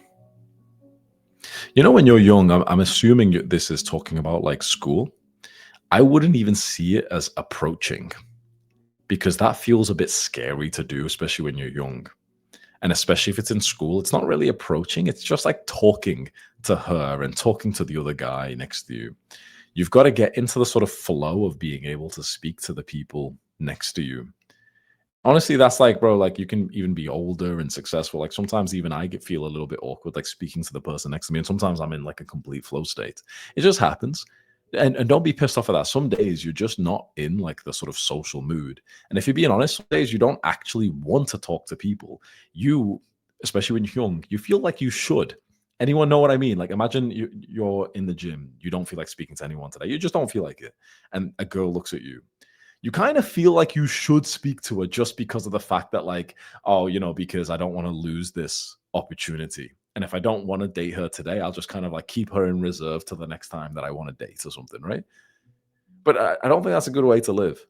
Let's say there's a girl who's into you and you're not really into her. You shouldn't just entertain it just because, oh well, I might not get another girl who speaks to me for a few weeks or some shit. You know what I mean? Like, if you genuinely want to speak to this girl, okay, that's different. But for a lot of us guys, sometimes you don't go and speak to the girl because from like one look, you can tell she's not actually the type of girl that you want. And the only reason why you kind of like, think about it is just because you're thinking like, oh, well, if I don't speak to her, what if I lose out on the experience? But sometimes you can literally look at a girl and know, actually, I don't really want her. Like, sometimes you've got to be honest with yourself. Like Gut said, just do what you want. Really ask yourself, like, what is it you want to do? And sometimes you might be a little bit scared to admit this, but sometimes you don't want to speak to the girl. No, and not because you're scared, but because you actually know that girl's like, for example, she's a bit of a hoe, and you're looking for something serious. So don't feel bad that you didn't speak to her. Don't put yourself in like that sort of old Jeffrey mindset where when you didn't speak to the girls because you were insecure or you had approach anxiety, but you wanted to speak to her. Because look, a lot of you guys are very smart. A lot of you guys, you can take one look at a girl and know what type of girl she is. Some of you guys can't. Some of you guys like need to be more careful. But a lot of you guys actually can take one look at a girl and you'll know, okay, you know what, she's not girlfriend material. And let's say you want a girlfriend, you don't want to be lustful. You don't just want to like hook up with a girl. Well, then when that girl shows you a bit of attention, you'll feel a pull towards her, not because you wanted her, not because you actually thought like, she's potential for anything, just because of the fact that you'll feel kind of like FOMO, right? That's probably what it is. It's like FOMO because maybe I'll regret it. There'll be a day where I'm really horny. What if I should just do it anyway? Because like if I don't speak to her, then I'm that kind of Jeffrey guy still, right? No. Sometimes you've got to remind yourself the level you've got to now. What do you think of Oscar Patel? I haven't watched much of his stuff, but I like the message he preaches. Ahmed said, 28 kg down. I'm 18. The halo effect is crazy. If you know, you know. Let's fucking go. 28 kg is a lot, man. Fuck yeah. Hamza, how did you quit weed? I tried so much to quit. Really tried. Like, I really tried to resist, not call in the dealer. And I just kept on failing because the life I was living, the environment I was in, and the girl I was in a relationship with, who I was living with, I didn't want to be sober. So I quit when I moved back home to a place that I actually did want to be sober for. So that was it. I wish I could give you a different bit of advice because not everyone can, make a move or whatever. But yeah, it was changing environments, moving to a place and having the lifestyle that I could actually be sober for. Like, that's the big advice. Think about that. Get a lifestyle that you actually want to be sober for. If you smoke weed every day, it's because you don't want to be sober in the kind of life that you live.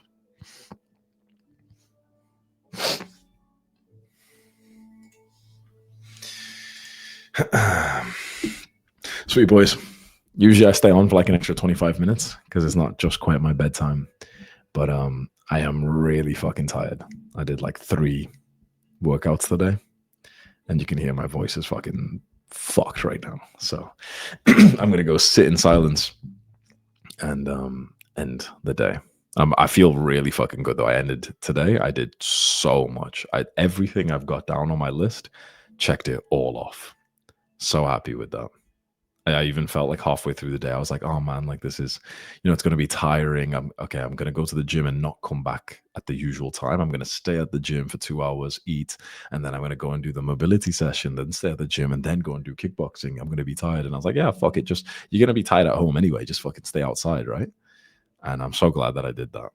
Meditated, recorded the course, 3 workouts, clean diet as well. Like perfect diet, honestly, today.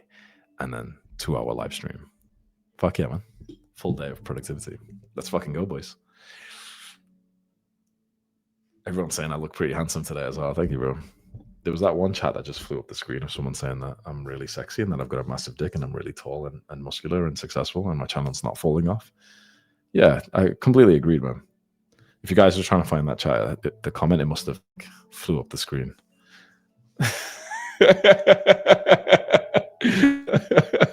Yeah, don't even bother finding it, man. Yeah, it's up there somewhere. Jessica 61 Hamza, you're so sexy. Oh, thank you. Sarah 77. Oh, Hamza, you're very tall and.